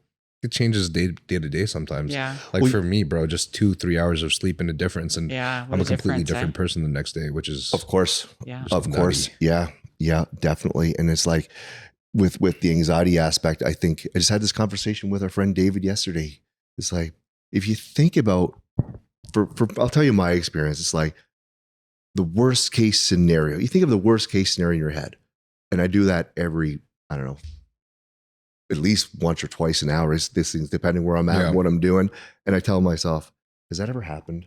What are the chances that happened? I'm trying to be logical about it, but it doesn't change in the chest, the pounding in the chest, the sweating of the palms, the shots of adrenaline that happen 8, 9, 10 times a day sometimes. And I tell myself, that's likely not going to happen. I've never been struck by lightning. I've never won the lottery. What are the chances of that happening?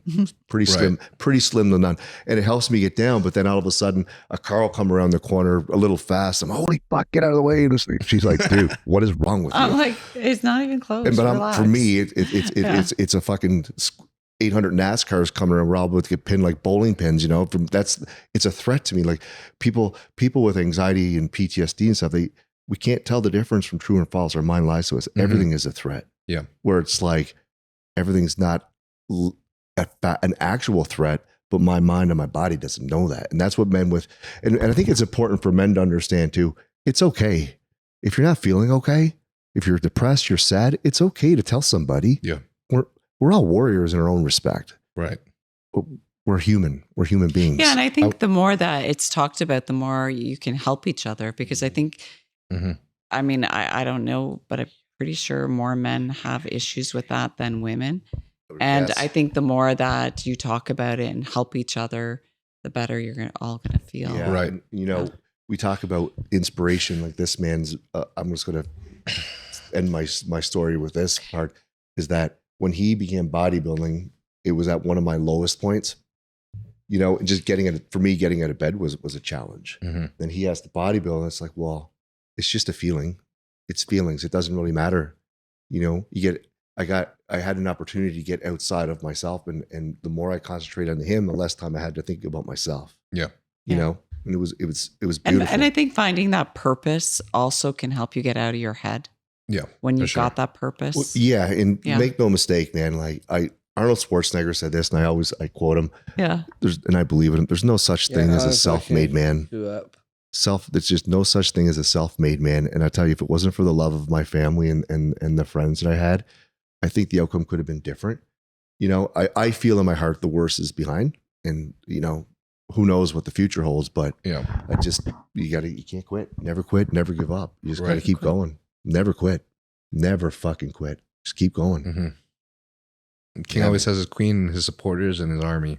There's always someone behind him. Yeah. So, and I would, just like you said, I would argue that it's almost even stronger and propels you forward more to talk about these things, you know? Yeah, for sure. Yeah.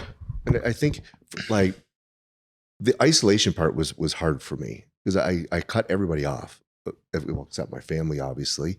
But it was just like, we need community. We need purpose. Yeah. We need a purpose. And the gym is a good community. The gym is a great community. Yeah. I read this book by Viktor Frankl. It's called The Man's Search for Meaning. Are you aware of it? Do you know of it? So Viktor Frankl, he wrote his first manuscript just before he got kidnapped and taken into the concentration camp. And his manuscript got burned. So he ended up going through the concentration camp and becoming a psychologist in this concentration camp. So the Nazis made him to be a doctor, a psychologist in the concentration camp. And he rewrote his manuscripts while in the concentration camp. And I was thinking, like, for him, it's called logotherapy. And any man or any woman can overcome traumatic events as long as they find meaning and a purpose in that event. Whatever that meaning and whatever that purpose is, that's what gets him through it, right? Yeah. And it's just like, he's my meaning, he's my purpose. She's my meaning, she's my purpose. My family, you know? Yeah. I appreciate you for sharing that, by the way. Dude, it gives us strength. And honestly, if me out here like fumbling like a fool helps somebody else feel strong and helps somebody else say, hey, if that jacked up, good looking dude can do it, so can I. He's humble, very humble. You not good looking, I am. I use humor as a You're the defense good- mechanism when I get uncomfortable. You're the good looking one. Yeah. Actually, I'm sure I know Una didn't answer shock yet, but also now on podcast, also I'm not going to sound I'm Bruce Wayne. Green Ranger. I'm He's Bruce changed Wayne. his name from Green Ranger to Bruce Wayne.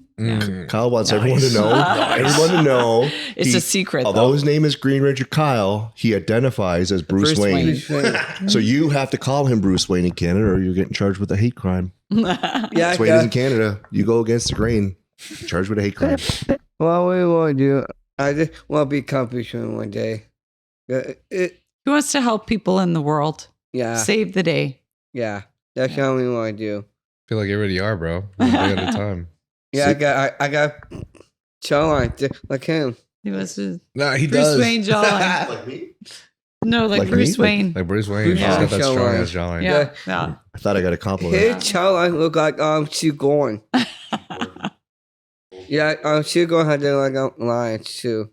Yeah. So they had some dimples. It's true. He's a tough guy to be around, man. Oh yeah. Yeah. Keeps me young. He's hard on himself. Yeah. He's hard on everybody though. No, Yeah. I knew how my mom. This show is my Sigourney. I just want to go in my show. I'm the perfect definition of a whipping boy to you, huh? Yeah, go build. Grow a beard. Yeah. I go build. You go build. Okay. Yeah. So why don't you, this is your Young LA crew guy. Yeah. Yeah. Tell them what you think about Young LA. How do you like working for Young LA? Yeah. I look at with. You know, a second. Yeah. Sure, old man. You're good. Actually, I like look at with Young LA crew. Actually, I like look at Young LA. He loves Young LA. I really like Young LA. I had like free clothes and anything like that. Kind of fun. Him, my new friend. Yeah. And yeah, sometimes I always hang with him. Gonna get old. But And he likes hanging out with the Young LA crew and doing. yeah, my crew. And you like doing all the modeling for the shoots, Yeah. for the new drops. Yeah, the shop and yeah, something like that. And yeah, they want to come through. Come below. If they want to call me Bruce Wayne, comment below. Oh man, he's a funny guy, dude. Yeah. He's a funny guy. You never know what you're gonna get. I think in probably 1 year, my song is about It's gonna be popping. Yeah. How do you like the Young LA ladies? LA, actually, LA, great. LA, I got a guy here with podcast, and yeah, I like the guy. Good next guy. Yeah, go for it. Really nice too. Yeah, go for it. Lexi. Go. Lucky guy. There you go. Appreciate you, man. Yeah. Oh, but You can keep him. Yeah. I got lucky mom. I got chicken mommy. Yeah. She's a sweetheart. You can thank her for all of those behind you. Little stuffies.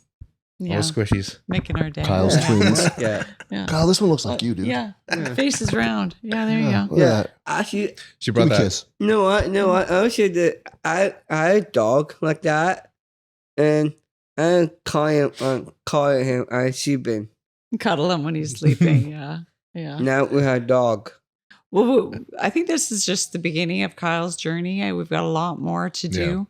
And we're hoping we get a lot more. See, like you met Leahy. Leahy's Leahy is the Down syndrome young man that just started with Wiley. He was at the party, the ginger, the redheaded kid. Red. You may have seen him, you may not, but you don't look him up. Great But guy. he started because of Kyle. Oh, that's awesome. Yeah. So like we're spreading the That is word. awesome. It's starting to, filter out there. We have Yeah. some lovely Down syndrome ladies that we collab with, and they're in the fitness space as well. And it's so amazing to see more and more people Yeah. out there. Actually, I was just shopping Yeah. real quick. But here's the one now. But challenge from me. I know I challenge from. But I just want my challenge from gone and anything like that. But here's it now. I'm gonna be gaming and. But yeah, I just. He knows he has Down Yeah. syndrome. Yeah. Mhm. And Yeah. I just want. For me, I just want to go on, but I want to have a He wants to kid, he and- wants to have kids and a wife and Yeah. yeah. and all of that and the same Yeah, dreams as everybody I else. just want to go on. And Kyle, he's probably the biggest fitness influencer out there with Down syndrome, and we're just spreading Yeah, but- great health Yeah. and fitness out there. Mhm. Yeah. It's a gift you're giving, bro. It is, man. and you should never, ever, ever stop. I don't want to say McDonald's, but No. This out. I want to. Yeah. In the future, make is my wife. I get and Chemistry together. yeah, I like have fun with my future wife. One day I had kid. Well, I had daughter. I named my daughter Bobby, Elizabeth Landi. He's already named her Elizabeth, his daughter. Yeah. So what if you have a son? What will you call him? I don't know. My wife. Wife will decide. My wife will decide, yeah. You're the Yeah. son. My wife will decide. You know what? love He it. probably will have a wife and kids. Yeah, who knows? Yeah. 'Cause he Yeah. creates everything. Yeah. Yeah. Yeah. Make- I It's a can't- journey. It's yeah, a I can't- journey. It's yeah, a I journey. can't yeah. make a lot of money. I'm flying. It's a trip. And Imagine hard being in to his do. head for a day. It's pretty awesome. He's thinking about the bat signal and I love it. It's Yeah. we're in June. He's already talking about what he's getting. Santa Claus is going to bring him. yeah, I know what and what Santa's he's going to wearing bring for me. Halloween. I mean, it's great. I'm just excited. My Yeah. birthday Keeps is us coming young. up soon. yeah, I like being on. You like being young. I bet you do. My birthday's coming up soon. That's what gets me Actually, excited. no, also my birthday is July 12th. Yeah. So at my birthday will be in August. And Yep. new movie coming out. Superman, July 11th. Yeah. It's really dude. It's like important, clockwork. Yeah, and don't get watch it. Don't forget to watch it. Like he's yeah. Kyle has financial interests in the new Batman movie, so everybody get out there and watch it. He's invested his life savings in that thing. Yeah, He's a majority shareholder. Yeah. I But did- you know, like this kid is the luckiest kid out there, having to work with all the most amazing yeah, bodybuilders. I work with my mom. Got her fire hall, but I love her. So the bodybuilders that he's worked out with, every one of them have taken the time to work out with him and train him. So he's learned from the best of the included. Yeah. best. Yeah. Yeah. Like, I mean, it's freaking amazing. Like you as well, every IFBB pro has put their little mark on everything that Kyle does and learns. It's a fact. So we'll record the sessions, Mhm. and what we'll do is we'll go home and watch them. We'll go home and watch the sessions, and we'll get the little keys, the little cues. He whatever the picks up on them Sim- beautifully. Simple elbow Yeah. positioning on a chest press, Mhm. behind, front, where the lat pull down, opening the lats, doing a little shrug at the top. That's what Ishmael taught him down Yeah. in Pittsburgh. So Mm. we'll watch it, and it's just his ability, his connect. ability, mind to connect on muscle. He's better than me. I can't do it as well as he can. But he listens to, like, when you're working out with him, he'll listen to everything you tell him to do. He's a sponge. And he'll implement it. So his ability to perform and work out with the weights is all because of every one of those amazing bodybuilders that took the time to show Kyle what to do. So they should all be very proud. You should be proud of yourself. No such thing as a Actually- self-made man. Yeah. Actually, It takes a community, right? It takes a village. Yeah. It's a sign of a king, man. Someone who listens. Yeah. Someone who listens to others.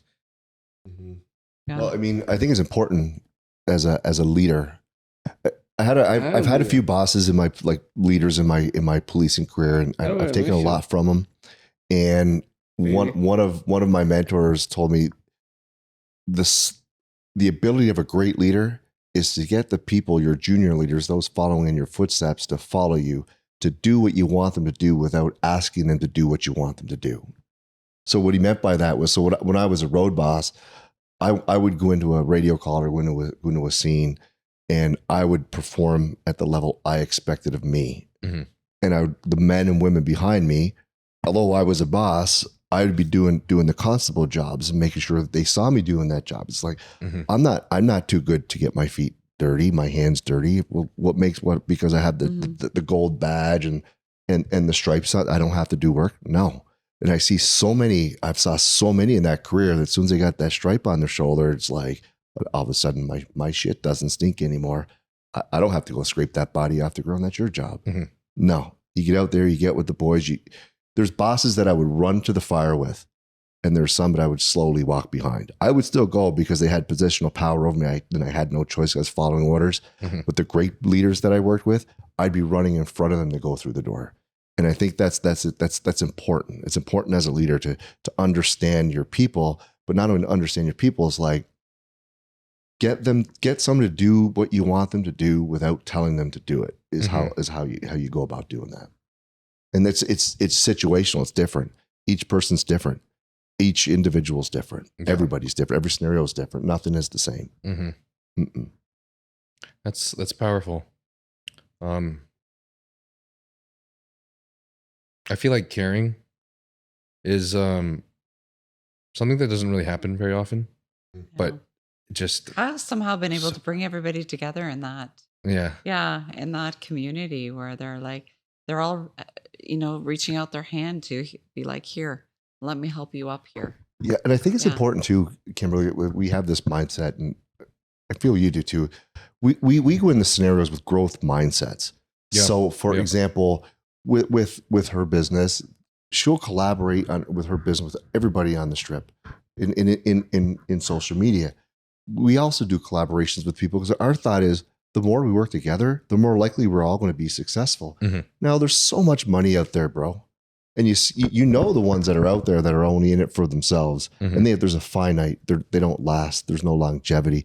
There's so much money in the world. You don't need it all. Just take a little bit, man. There's enough for everybody to go around. And when you get up the next step, when I'm up the next step, I think it's my duty.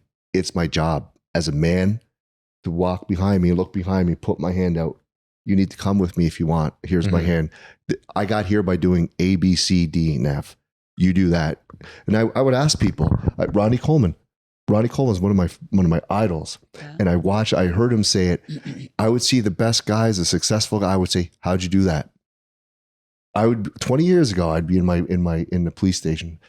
Oh, you're in drugs? What'd you do to get the drugs? I did this. I would do it. I was in drugs. You're in homicide? Would you get the homicide? Oh, you did this. I would do it. How'd you get promoted? How did you get promoted? I did this. If it worked for them, it'll work for me. Yeah. And it does. There's no, you don't have to go and reinvent the wheel. Just follow the recipe. I mean, chocolate cake recipe, you're going to get chocolate cake. Kyle, I was wondering if I could, I know that you're a little bit tired because you had that hard ass workout and you slam a ghost and you don't feel anything because you're a freaking tank. But actually, I like working out. I do. Actually, all this year, everybody want to now. Back day, and back I don't know saw about like karate demos. You practice nonstop. Yeah, I was able to just out straight, and all I did, all I've been through, path to the future. Yeah, actually, you work hard. Actually, been 15 years. 15 years. And well, how much I'm saying now, then I can say, well, past 15 years. He wants to see how much he changes over the years. He goes, look how much I've changed in 15 years by doing. Dude, I was going to say, when I saw you do those lat pull downs, your shoulders, just how big and round they were. Like, huge, when you were like, when he's got his freaking, dude, I was like, dude, that's insane, bro. Yeah. And now that you told me that he had a test level of 200 nanograms. I know, isn't that crazy? That's freaking insane. Yeah, it is insane. You're about to blow up, bro. Imagine if he's actually within normal range. Yeah. But think how hard he's had to work to get to that on only 100 to 200 tests. It's been like 50 years. Been like a long time. Like the lack of real energy and the ability to even make muscle with that low is... It's a mind thing. He's just that determined. Yeah. I really think you can overcome anything. I think you with can. a mindset. I really do. I agree with you. Yeah. If you don't mind me asking, Kyle, what do you actually? Wait till you ask. Go ahead. First, bro. Yeah. You go ahead. What do you feel like is the biggest challenge that you had to face in your life so far? Actually, been for a long time, but what's your biggest challenge you've ever had to face? Challenge I think I didn't Not have, telling people you're Bruce Wayne. yeah, I tell everybody I'm Bruce Wayne. No, what's your biggest challenge that you've ever faced?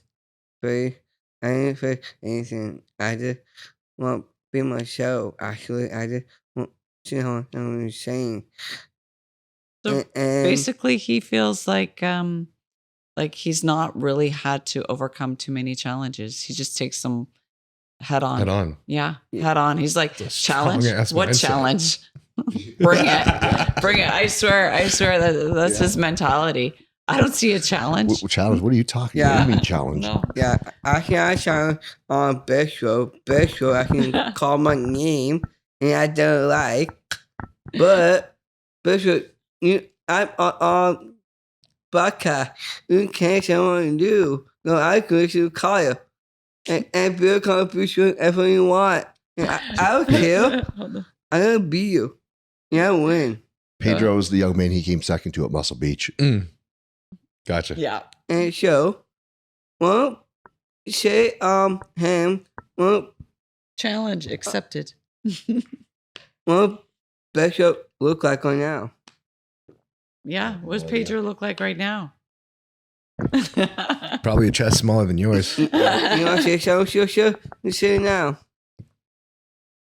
But I don't want to say anything. I want to say I love you. Actually, I love you. Actually, Best Show, well, okay. I want to say the back day, Best Show I can come out. And I didn't like it at all, because I never showed that. I was too hard and all this year. I look at Bodybuilding into you now. And 15 that's years. a 16 years for me. Yeah. And I should look at my mom at age 7. And I Age look out, because what we want to do, get, downtown gone and anything like that. I don't want it. And I'm back at with my buddy right now. And yeah, but anything.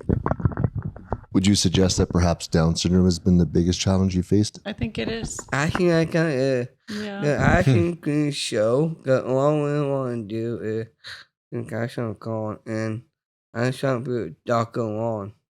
So that's definitely a challenge every day for us, is the fact that he understands he has Down syndrome and he doesn't like being different. Yeah. So Yeah, He'll- I really don't. he'll say I things. not show that. He'll say things to us like, I'm going to go to bed tonight and pray to God that he takes Down syndrome away. Or he'll say, Mom, I got to go to the hospital. Why? I got to have an operation. Doctor's going to take Down syndrome out now. You know, it's hard for him. He struggles with that. yeah. It's hard. Yeah, that way. Yeah, that way, I can I got down some. Good, I don't want to get my issue. Do like I act like a kid, and my issue for my mom. That way, not read a book. He says, I want Down syndrome gone. That way it's much easier for my mom and I won't be like the people in the book. But you're not. Yeah, all we want to do make my mom happy. I am happy. I'm very happy. Yeah, I just want to tell you and You know what? You're perfect just the way you are. I don't know about that. That face needs some work. I actually agree so. but- Your face doesn't need work. Dude, what are you talking about? I said, you're not perfect. Your face needs a bit of work. You ugly. Yeah, all you say ugly. No. Yeah, it's belly ugly. His belly. Here you go. Alright. I got belly on belly. But it's a challenge every day, but Yeah. it's one that he works through in his own mind. Yeah. That it's heavy on him. Yeah. At times. Yeah. I just Not easy for him. That's for all sure. we want to do. But you know what? The purpose every day though. He strives Yeah. towards being better and better, and he has that's definitely his biggest challenge for sure. But he has so many aspirations like the rest of us do. Yeah. Yeah. Yeah, I high full and check I hold my stomach and like that doctor opener check my stomach and I had a whole knot. A hole in his stomach. Yeah. Yeah. So with Down syndrome, oftentimes, like it comes with some perks like esophagus problems or heart issues or a hearing, because their ears are smaller, hearing difficulties, and they definitely have a lot more challenges than the average person. So he has some esophagus issues sometimes. Bob. It's not the Bob. No, the ligaments and tendons in his joints are a little more elasticized as well. So we had no idea what he was doing when he was 7-8 years old, lifting the little baby weights with Kimberly. What he's able to do is strengthen up the ligaments and tendons and build some good structural tolerance in there. So they typically have very laxed ligaments. People with Down syndrome, and they're very bendy, flexy, and the amazing part was, you know, how they used to say, oh, you should never lift weights when you're under a certain age or whatever. And that's that's turned to be such a myth. It's actually not wrong. Right. And what he was doing was actually strengthening them at a young age. So he was almost doing occupational therapy on himself. Yeah. And he was able to build those and strengthen those ligaments at a young age so that he can work out really well now. I know people are going to give flack about the comment, but the dude's got good genetics, man. Like he's symmetrical. His calves and his biceps are pretty much the same size, which is almost unheard of, you know. But he's got good symmetry. His genetics looks good. He's got a good build, but his back is amazing. Yeah, like he's got a crazy back. Yeah. Dude, you put in some freaking work. Bro's shoulder striations just came out. I know. Just adjusting himself. Ronnie says to him the other day, he says, dude, you look like you just came off stage. He always looks like he's just come off stage. Who was it? Somebody crazy 5 hours of cardio. I think we were at the YLA gym or something. I can't remember where it was. And somebody had said, man, you guys got him shredded for LA, huh? No, this is how he walks around every day. This is everyday walk around. He's lean and jacked. We're going to find out just how much fat's on that body tomorrow. Actually, I had no fat, actually. Probably not. No, probably not. I have enough for both of us, bud. I think he came in around 11% the last time. 11 and change or something. Yeah. Actually, no. Shouldn't I go 10, 11? Yeah. Under 11, yeah. Yeah, should I? And show. I wanted to say something you reminded me of.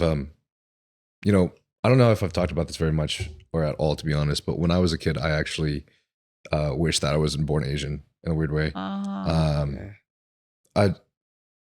just not being around any other Asians or, you know, also being bullied for being fat as well. That's also the same feeling he has because he's not around people with Down syndrome. Right. So you feel like you're isolated, right? Yeah, being isolated, and I mean, there's a culmination of factors that add on top of that, just like not being allowed to the house because I'm being forced to study at all times. So there's not really any peers or anyone else I can go to. And then obviously, if you have, for example, your own parents or your figures that take care of you, that also maybe look down upon you because you're not achieving the things that they want, or because you're not making it to a certain standard or something. It's just kind of difficult when there's no one to go to at all. I guess. Yeah. So I guess I just want to say that, like, I don't know, through my life, I think I've been very blessed to encounter people in situations that have made me feel like it isn't the end.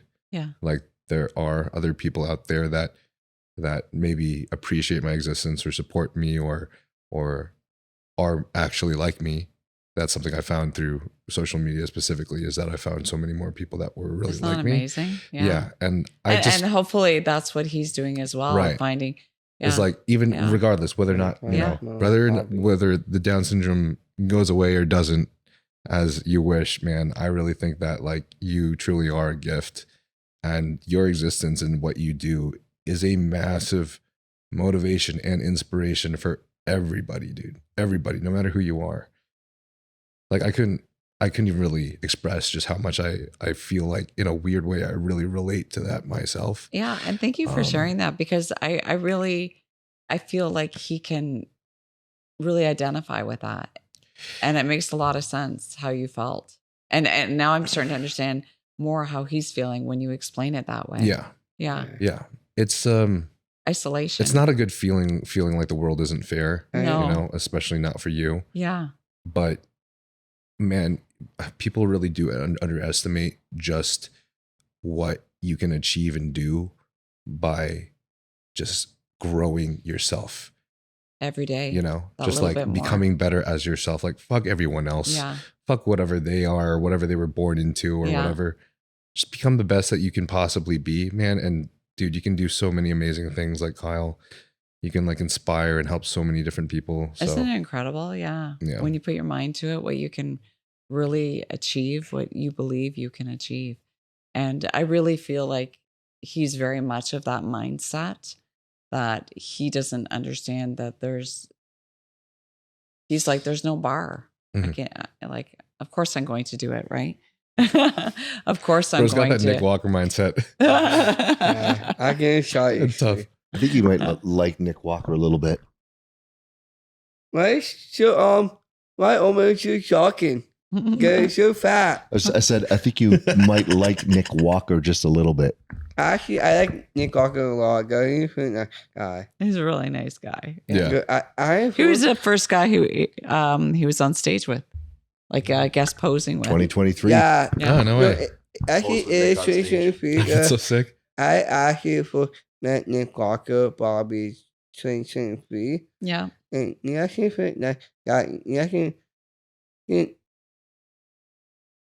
me on say, and actually, I got like it post with him. Posing with him. Yeah, they did a pose down together. Oh, Yeah, yeah. post- Yeah, it was pretty epic. How Yeah. big is bro though? Seriously. Oh, he's big. Bro. He's huge, eh? Dude is like Massive. my height, man. And he's like Damn. 100 pounds more Massive. Yeah, I don't think he can get any bigger. Well, like I saw like some of these bodybuilders in person and they all look massive. Mhm. And then Nick Walker walks Yeah, in. and then They you're like, look tiny. yeah, Like, what the what is that? he's a beast. Like, how is that What is possible? that? I'm Yeah. like, what the fuck? Is that real? Like, are you real? Like, how is that possible? He's just It's nuts. enormous. Yeah. He's the biggest. He's just massive. yeah. Massive. I personally Massive. like the old school bodybuilders, you know, with the small waist, you know, that whole symmetry. I think Mhm. that's definitely more Yeah. my. Yeah. Yeah, I get it. Mhm. Nick has definitely shown some insane improvements though this last couple showings too. Just like even honestly, in my opinion, and I think many others, beating Derek Lunsford at the back. It is a double bicep. Yeah. Like you can just see Yeah. from his proportion as his waist comes in. I don't know. It's freaking nuts. So I mean, Yeah. He's gigantic. And, I say it's huge. He's ginormous. Sorry, Nick. Don't He's eat me. ginormous. Sorry, Yeah. Nick. Don't eat me if Yeah. you hear this. yeah. And now Kyle's gonna beat him. Yeah. With a bigger chest. Just Yeah. need to pump up the chest You a bit, need to eh? grow your Yeah, chest. it's- boy. it's from when he had open heart surgery. Yeah. They sliced right down his chest, right? Yeah. So one side's a little underdeveloped than the other because of the operation. We can just get some implants. Yeah, you can you belly need to do that too. Yeah. Some Yeah. implants. I always thought about like if I got implants, maybe I would be like a cyborg. I was a fan of Cyborg from Teen Titans all the time. I'm trying to let my wife get permission from my wife to let me get calf implants, but she's not going for it. I'm not going for it. Actually, do I don't care. No. Just do it. Are you guys down to jump to the Q&A? We got a couple questions from Yeah, the yeah, audience. go ahead. I also had one last thing that I was hoping to ask, but to both of you, if you don't feel comfortable answering this, Yeah, go also, for it. you know, you don't have to or whatever. But I was wondering, what do you guys feel like in life had made you the most anxious? I guess throughout this entire Having journey. children made me more anxious. No, it's not born. Having children makes you anxious. For me, I'm not really an anxious person. I really believe in not worrying about something unless it's already happened. I'm not somebody who thinks of the worst case scenario at all. I don't go there. I typically think everything's going to turn out all right. That's awesome. So I'm very much, I don't put myself mentally in a situation that I don't need to be for any reason other than, oh, it's possible to happen. I just never put myself Gotcha. there. I'm always very much everything will work out.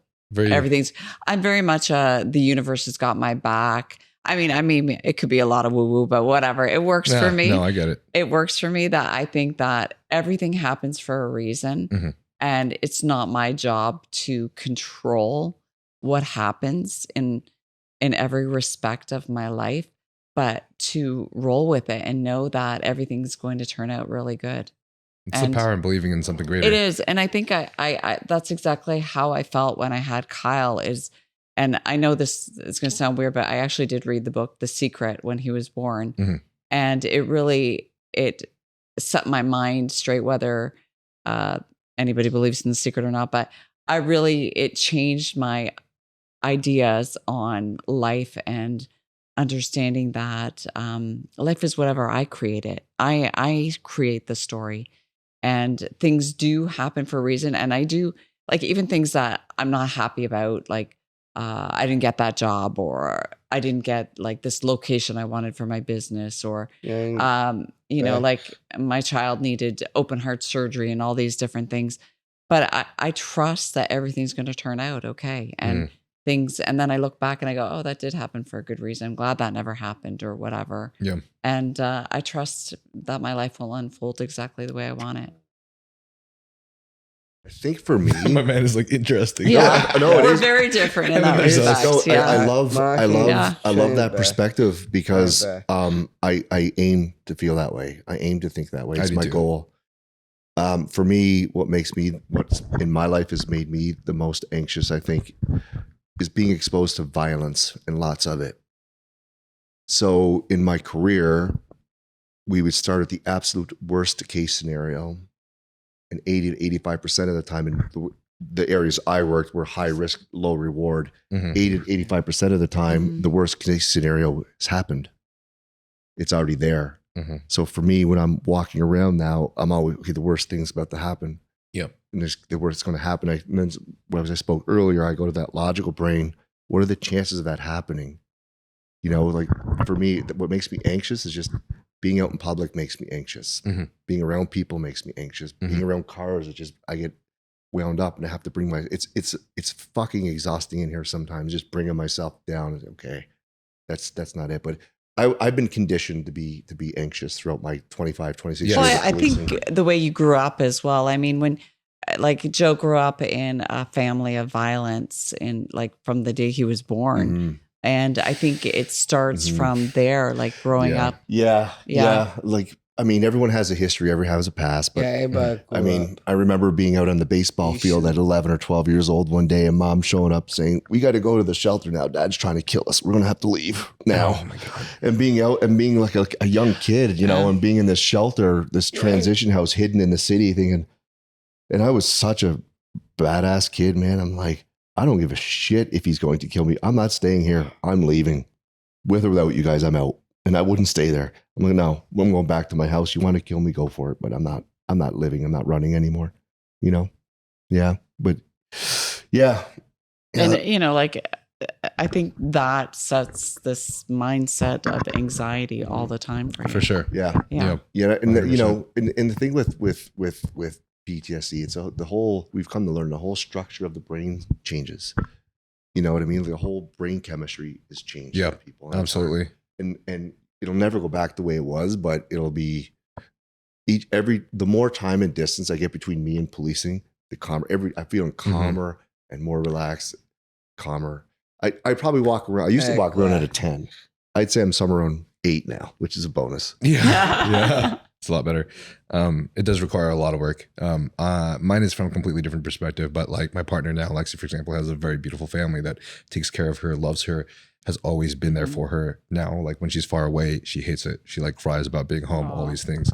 Me, on the other hand, like I haven't seen, I just saw my my extended family and everything, one in the Philippines for the first time in 10 years, like this last Christmas. And I normally don't see my parents for about like maybe for 2 years at a time. It's a very different lifestyle. Very different dynamic. Right. It's like I've been just my entire life for the last 2 or 3 years. You're alone a lot. Yeah. Like you feel like you're my entire life I have been alone. I left home at 15. I can relate to that 100%. Yeah. But I guess I've just learned that like, man, these things that like I think want to grow out of require so much work. but it also requires like maybe being in the environment where one, we're allowed to experience something new, and then two, we allow ourselves to, which is the scariest part, I think, go back into those deep, dark depths. And almost in a way, like if there's someone that we can talk to, or like for me, I've been going to a therapist recently about, well, I'm actually at 7 p.m. So in a couple hours.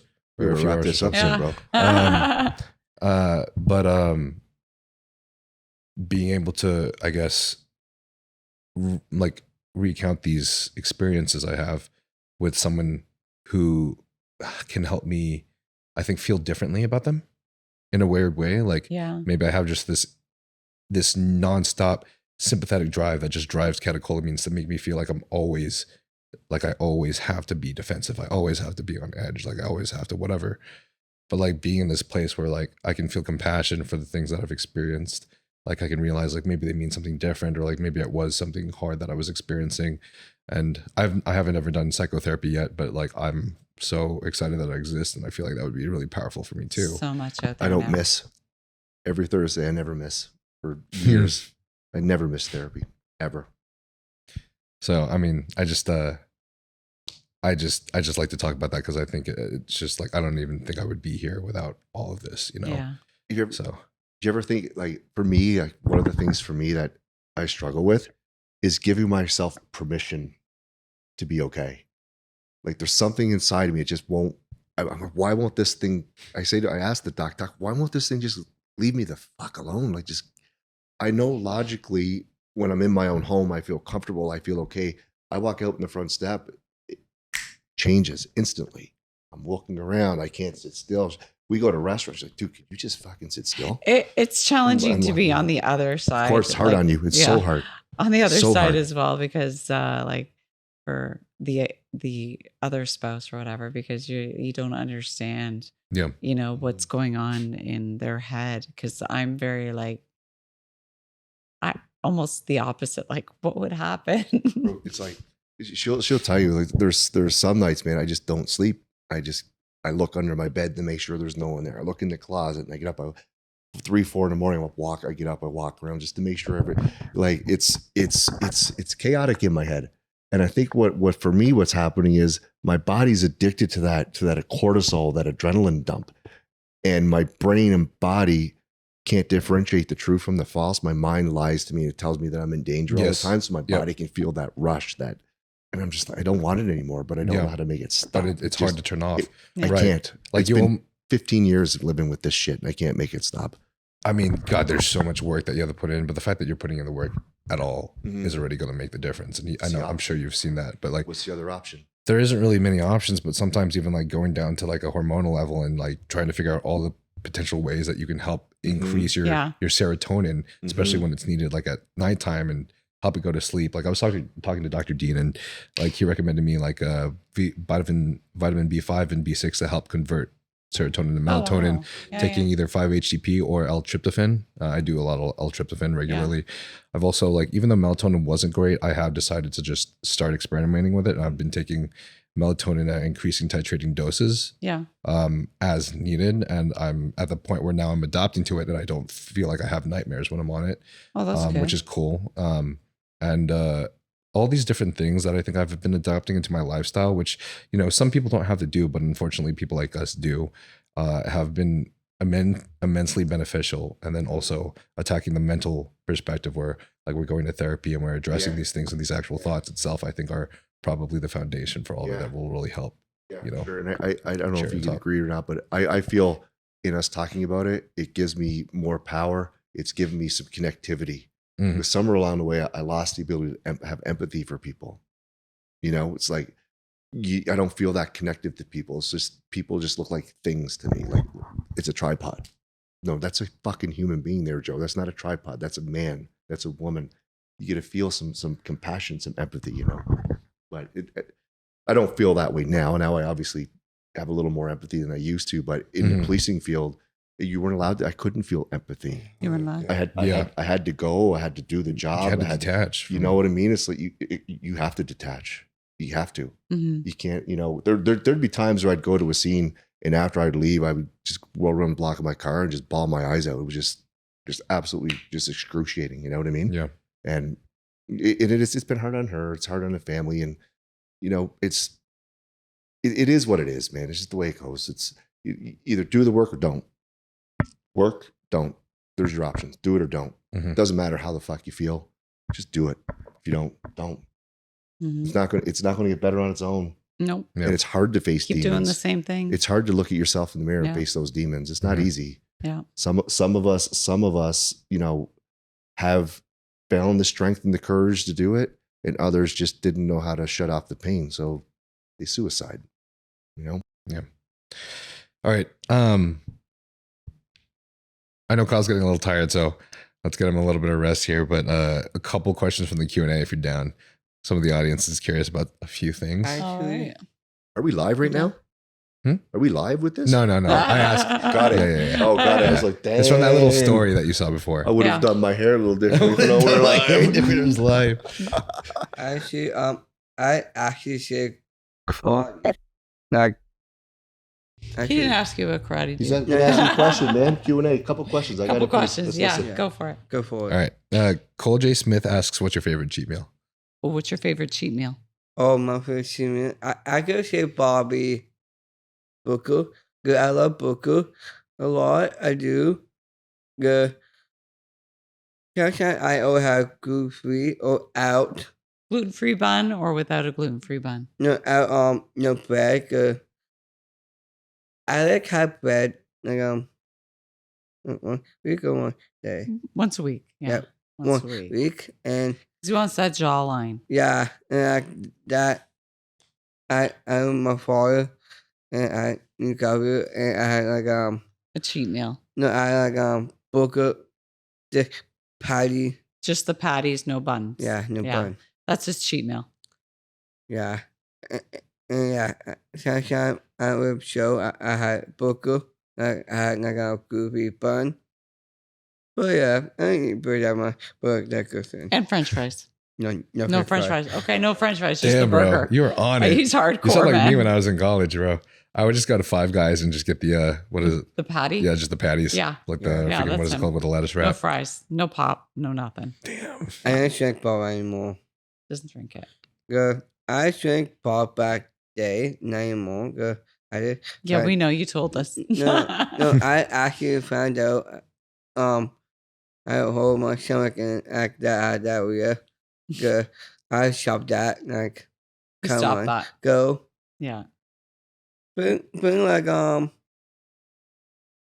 beer. And what's the next question? That's it. I Um, should cry, but like, No, that's not the question. Go ahead. Jesus. Official Lil Rosario asks, what initially motivated Kyle to choose this fitness lifestyle and to continue to pursue it? Because you started lifting when you were That's a 7, good right? question, So I guess right? what was I the could thing that say just probably going well. I could say Is it what motivated you to work out and to do for fitness? me. I could say Bobby Bodybuilder. The bodybuilders Yeah, motivated Bobby you. Nick Rocco and Arnold Schwarzenegger. Schwarzenegger, like Coleman and Ben Bumstead and Chris Bumstead. Yeah. yeah. They're the ones who And got you me and inspired. Bumstead, my buddy, he won. Chris Bumstead. Yeah. And yeah, my kid, for them. And yeah, I think I'll do the same thing. My girlfriend one So day. that motivated him. that's These awesome. bodybuilders. Yeah. Yeah. See the motivation you have for people here, right? You could be inspiring people. to- Yeah. I'm sure you are millions of people to Actually, work out. Spell me with our power shower, the fly. And they're all I fitness. can spell me. We're called. And check it out with out. I can answer this actually. I can way more. Jacked. I can say this actually. I work way hard more than him. Yeah. And I put a lot of calories more than him. And I actually. And what's the next question? Next question.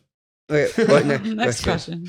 Oh, just a thought, by the way. Just I don't understand what it is, but I swear to God, Canada just like breeds excellence. I feel like it just does. I don't Chris know why. There's just so Bumstead, many crazy people. Not our government. Our Oh, government that's sucks. freaking dude, so many people. You guys, Chris Bumstead, freaking Yeah. Justin Bieber. Yeah. What's going on? Yeah. The Biebs lives here in LA. Yeah. And sometimes back home. Yeah, we're here to have Yeah. fun. Love the Biebs. Some people are saying why is Kyle so goated? It's so what? So goated. Goated. I don't know. We're going to what? Goated. You're so good. Greatest of all time. I know we get that a lot. It's awesome. No. It's awesome. that they say that. I big old Coach Goy. I know. I saw that there are a couple of people that they wrote. It's so nice of Arnold to, it's so nice of Kyle to take the time to speak to Arnold. Yeah. Like, I man, feel the like- privilege that this guy has. Yeah. Like, I love that. Okay. It made me Wait, laugh I- so hard. I want you to see you. Okay? The back day, about, I gotta say, Bobby 2023. Yeah. And I personally said me, I was drunk. And I said, How strong your hand is. and you said, I'm drinking. And my mom laughed like, ball off. I laughed your butt off. He was at Gold's Gym and Arnold Schwarzenegger when they shook hands. He says, Kyle, relax, you're too strong. That's my drinking hand. Yeah. Yeah, I got that out here. I'm not sure that. My but, drinking hand. Yeah. I yeah. asked him, like, you said that, not me. I and said that. I asked him, we're going to back workout. And I was fucking spar me. And yeah, and like that, the handshake. And walk, you said, I'm strong. You walk away and said, like, I'm a person going to say so. Al, that's my drinking hand. Be careful. Yeah, Yeah. say that. Yeah. As he shook hands. Yeah. Actually, I got we down back at it. I'm gonna show you that. I'll show you that. Oh gosh. Yeah. What's the next question? Well, I ask this question Yeah. at the end of every podcast to every guest. And I'm sure that the answers could be a little bit different for all three of you guys, but if you were to leave the earth tomorrow, wherever you go, and you had one message you could send to the entire world today, what would the message be? Ooh, wow. That's a really thought-provoking. Really beautiful. If you were to leave the earth today, today was your last day, what do you want everybody to remember you by? No, I can't make that idea. No. What do you think? Like, what do you want people to remember you by? Or what would you Or- want to say to the entire world? Like, Or Or what would message? you want to say to? What message would you want to give to the world? You know what? I gotta say, Bobby. I don't know. I could say Bobby is a good question. I could say, world. I could say Bobby, train hard, Work hard, train hard, work hard, and never give up. I and- know exactly what you're going to say. No, I know I can go say that, but guy, we'll call it. Guy, go ahead. Like, say like no, quit, not give up. All you need to do is you want to be sane. Go straight ahead, do it. You want to be changed? Go straight ahead and do it. You want to work hard, never give up. Yeah, and Oh, yeah. I say my mom. I love my mom. Like, mommy. I'm not gonna give up my mom. I love her. I'm never going to give up on my mom because I love her. Yeah, Thanks, sweetie. and I Mm-hmm. do say my first girlfriend one day and go and show. I think for me is the biggest message is that you are the creator of your story and really understand that. Like for me, it's all about your mindset and what you think about, you bring about. And I really, truly believe that it's really important that we look at what this guy's done and with his mindset. I mean, I see it over and over again in my life. And I think it's really important to know that we are the story that we create. That's powerful. I love that. I think for me, it would be to perhaps maybe not chase happiness, but to look for internal peace. Mm. Happiness is a feeling. It fades. Peace is a state of mind. Yeah. And I gave up chasing happiness a long peace time is ago. Everything. Yeah. I'm working on internal peace. Mm-hmm. I feel like that couldn't be more Peace true. is priceless, isn't it? Yeah. Yeah. Yeah. Have peace in your mind. And yeah, I agree. I'll let you know when I think it's priceless. It Yeah. is priceless. Yeah. It is. It Yeah. is. I mean, I think if someone's peaceful inside, and I think happiness comes and goes. All right. You know, you get a new car, you're happy. A week a later, minute, month yeah. later, Yeah. it's like, okay, I love the car, but that feeling is gone. Right. Yep. Things make you angry, things make you happy, things make you sad. But if you're peaceful inside, I think a person's more equipped to deal with the emotions, positive and negative, that come their way throughout their daily lives, Yeah. Mhm. and maybe to respond, not react. So powerful. Practice what I preach, bitch. Yeah. Not you, Yeah. me. Practice Yeah. what I preach. Yeah. That wasn't calling my wife a bitch Yeah. by no means. I did- I want to be clear. no. I wasn't talking to her with myself. I just looked at her. I just- we got- I want to no. be clear. My sister never saying. I want to say that. Well, You won Mr. Muscle Beach. Yeah. Got you know my speech anymore, old man. Oh, I, no, I he still sure as hell is. am. Till Until September. No. I think I know. I shall show. I said to him, I can say, don't do my speech anymore. Go, you done. Go, You're done. You don't need to compete anymore. He doesn't want him to win again. No. Yeah. No. Because he holds it over him all the time. He's like, look who No, won Mr. Muscle Beach. I actually. It's a constant battle No, between no. these two. I Hey, know. fatty. I know. I can't hear you. My trophy's in the ear. What'd you say? Yeah, I know. I actually say that, but You do say that. no, I don't. Dude, I'm sitting over here because God's going to strike you with lightning for lying. Good. So it massive that I don't want being more good. Being like Bobby being like 4. Fourth?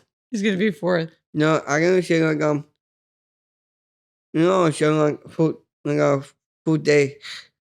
So say now that he fit me. Yeah, I like that way, and I would try to translate that, but I haven't got Yeah, I a don't clue know what he either. just said. I Yeah. get lost. I'm pretty good at speaking Kyle's language, but Kylie's. not right now. Kylie's just whipped my ass. No hearing aids in. Yeah. Any other questions? No, I think that was No? it. No, that was Those awesome. are really good questions. Yeah. Thank you. It's a good question, and actually so good. I have one question to ask. Actually, I want guys too. Why am I better looking than you? I gotta say, Bobby, they had me here, and they answered to me, and I got parent. Aw. He said, thanks for helping me here. And I would say, one day I had a girlfriend, one day I had a girlfriend. He said, I think, what did it say again? Thanks for having Oh, me here. thanks for having me here. I appreciate it. I got the best parents, and one day I'm going to have the best girlfriend. Yes. Yeah. Yeah. I too want to go. Mic drop. So, yeah. Thank you so much Yeah, for thank having you us guys. here. That was We awesome, really man. appreciate Where it. can everybody find you guys? Oh, Canada, Toronto. at Green Oh, that Ranger too. Kyle. I could call 911 Bruce right now. Yeah, Green YouTube. Green Ranger YouTube, Kyle. Green Ranger At Kyle. Green Ranger Kyle. Kyle Landi. Facebook, it's Kyle Landi. TikTok, it's at Green Ranger Kyle. YouTube is at Green Ranger Kyle. Instagram is at Green Ranger Kyle. Yeah. Oh yeah. You guys want Watch the journey. You guys want conclusion call or Bruce right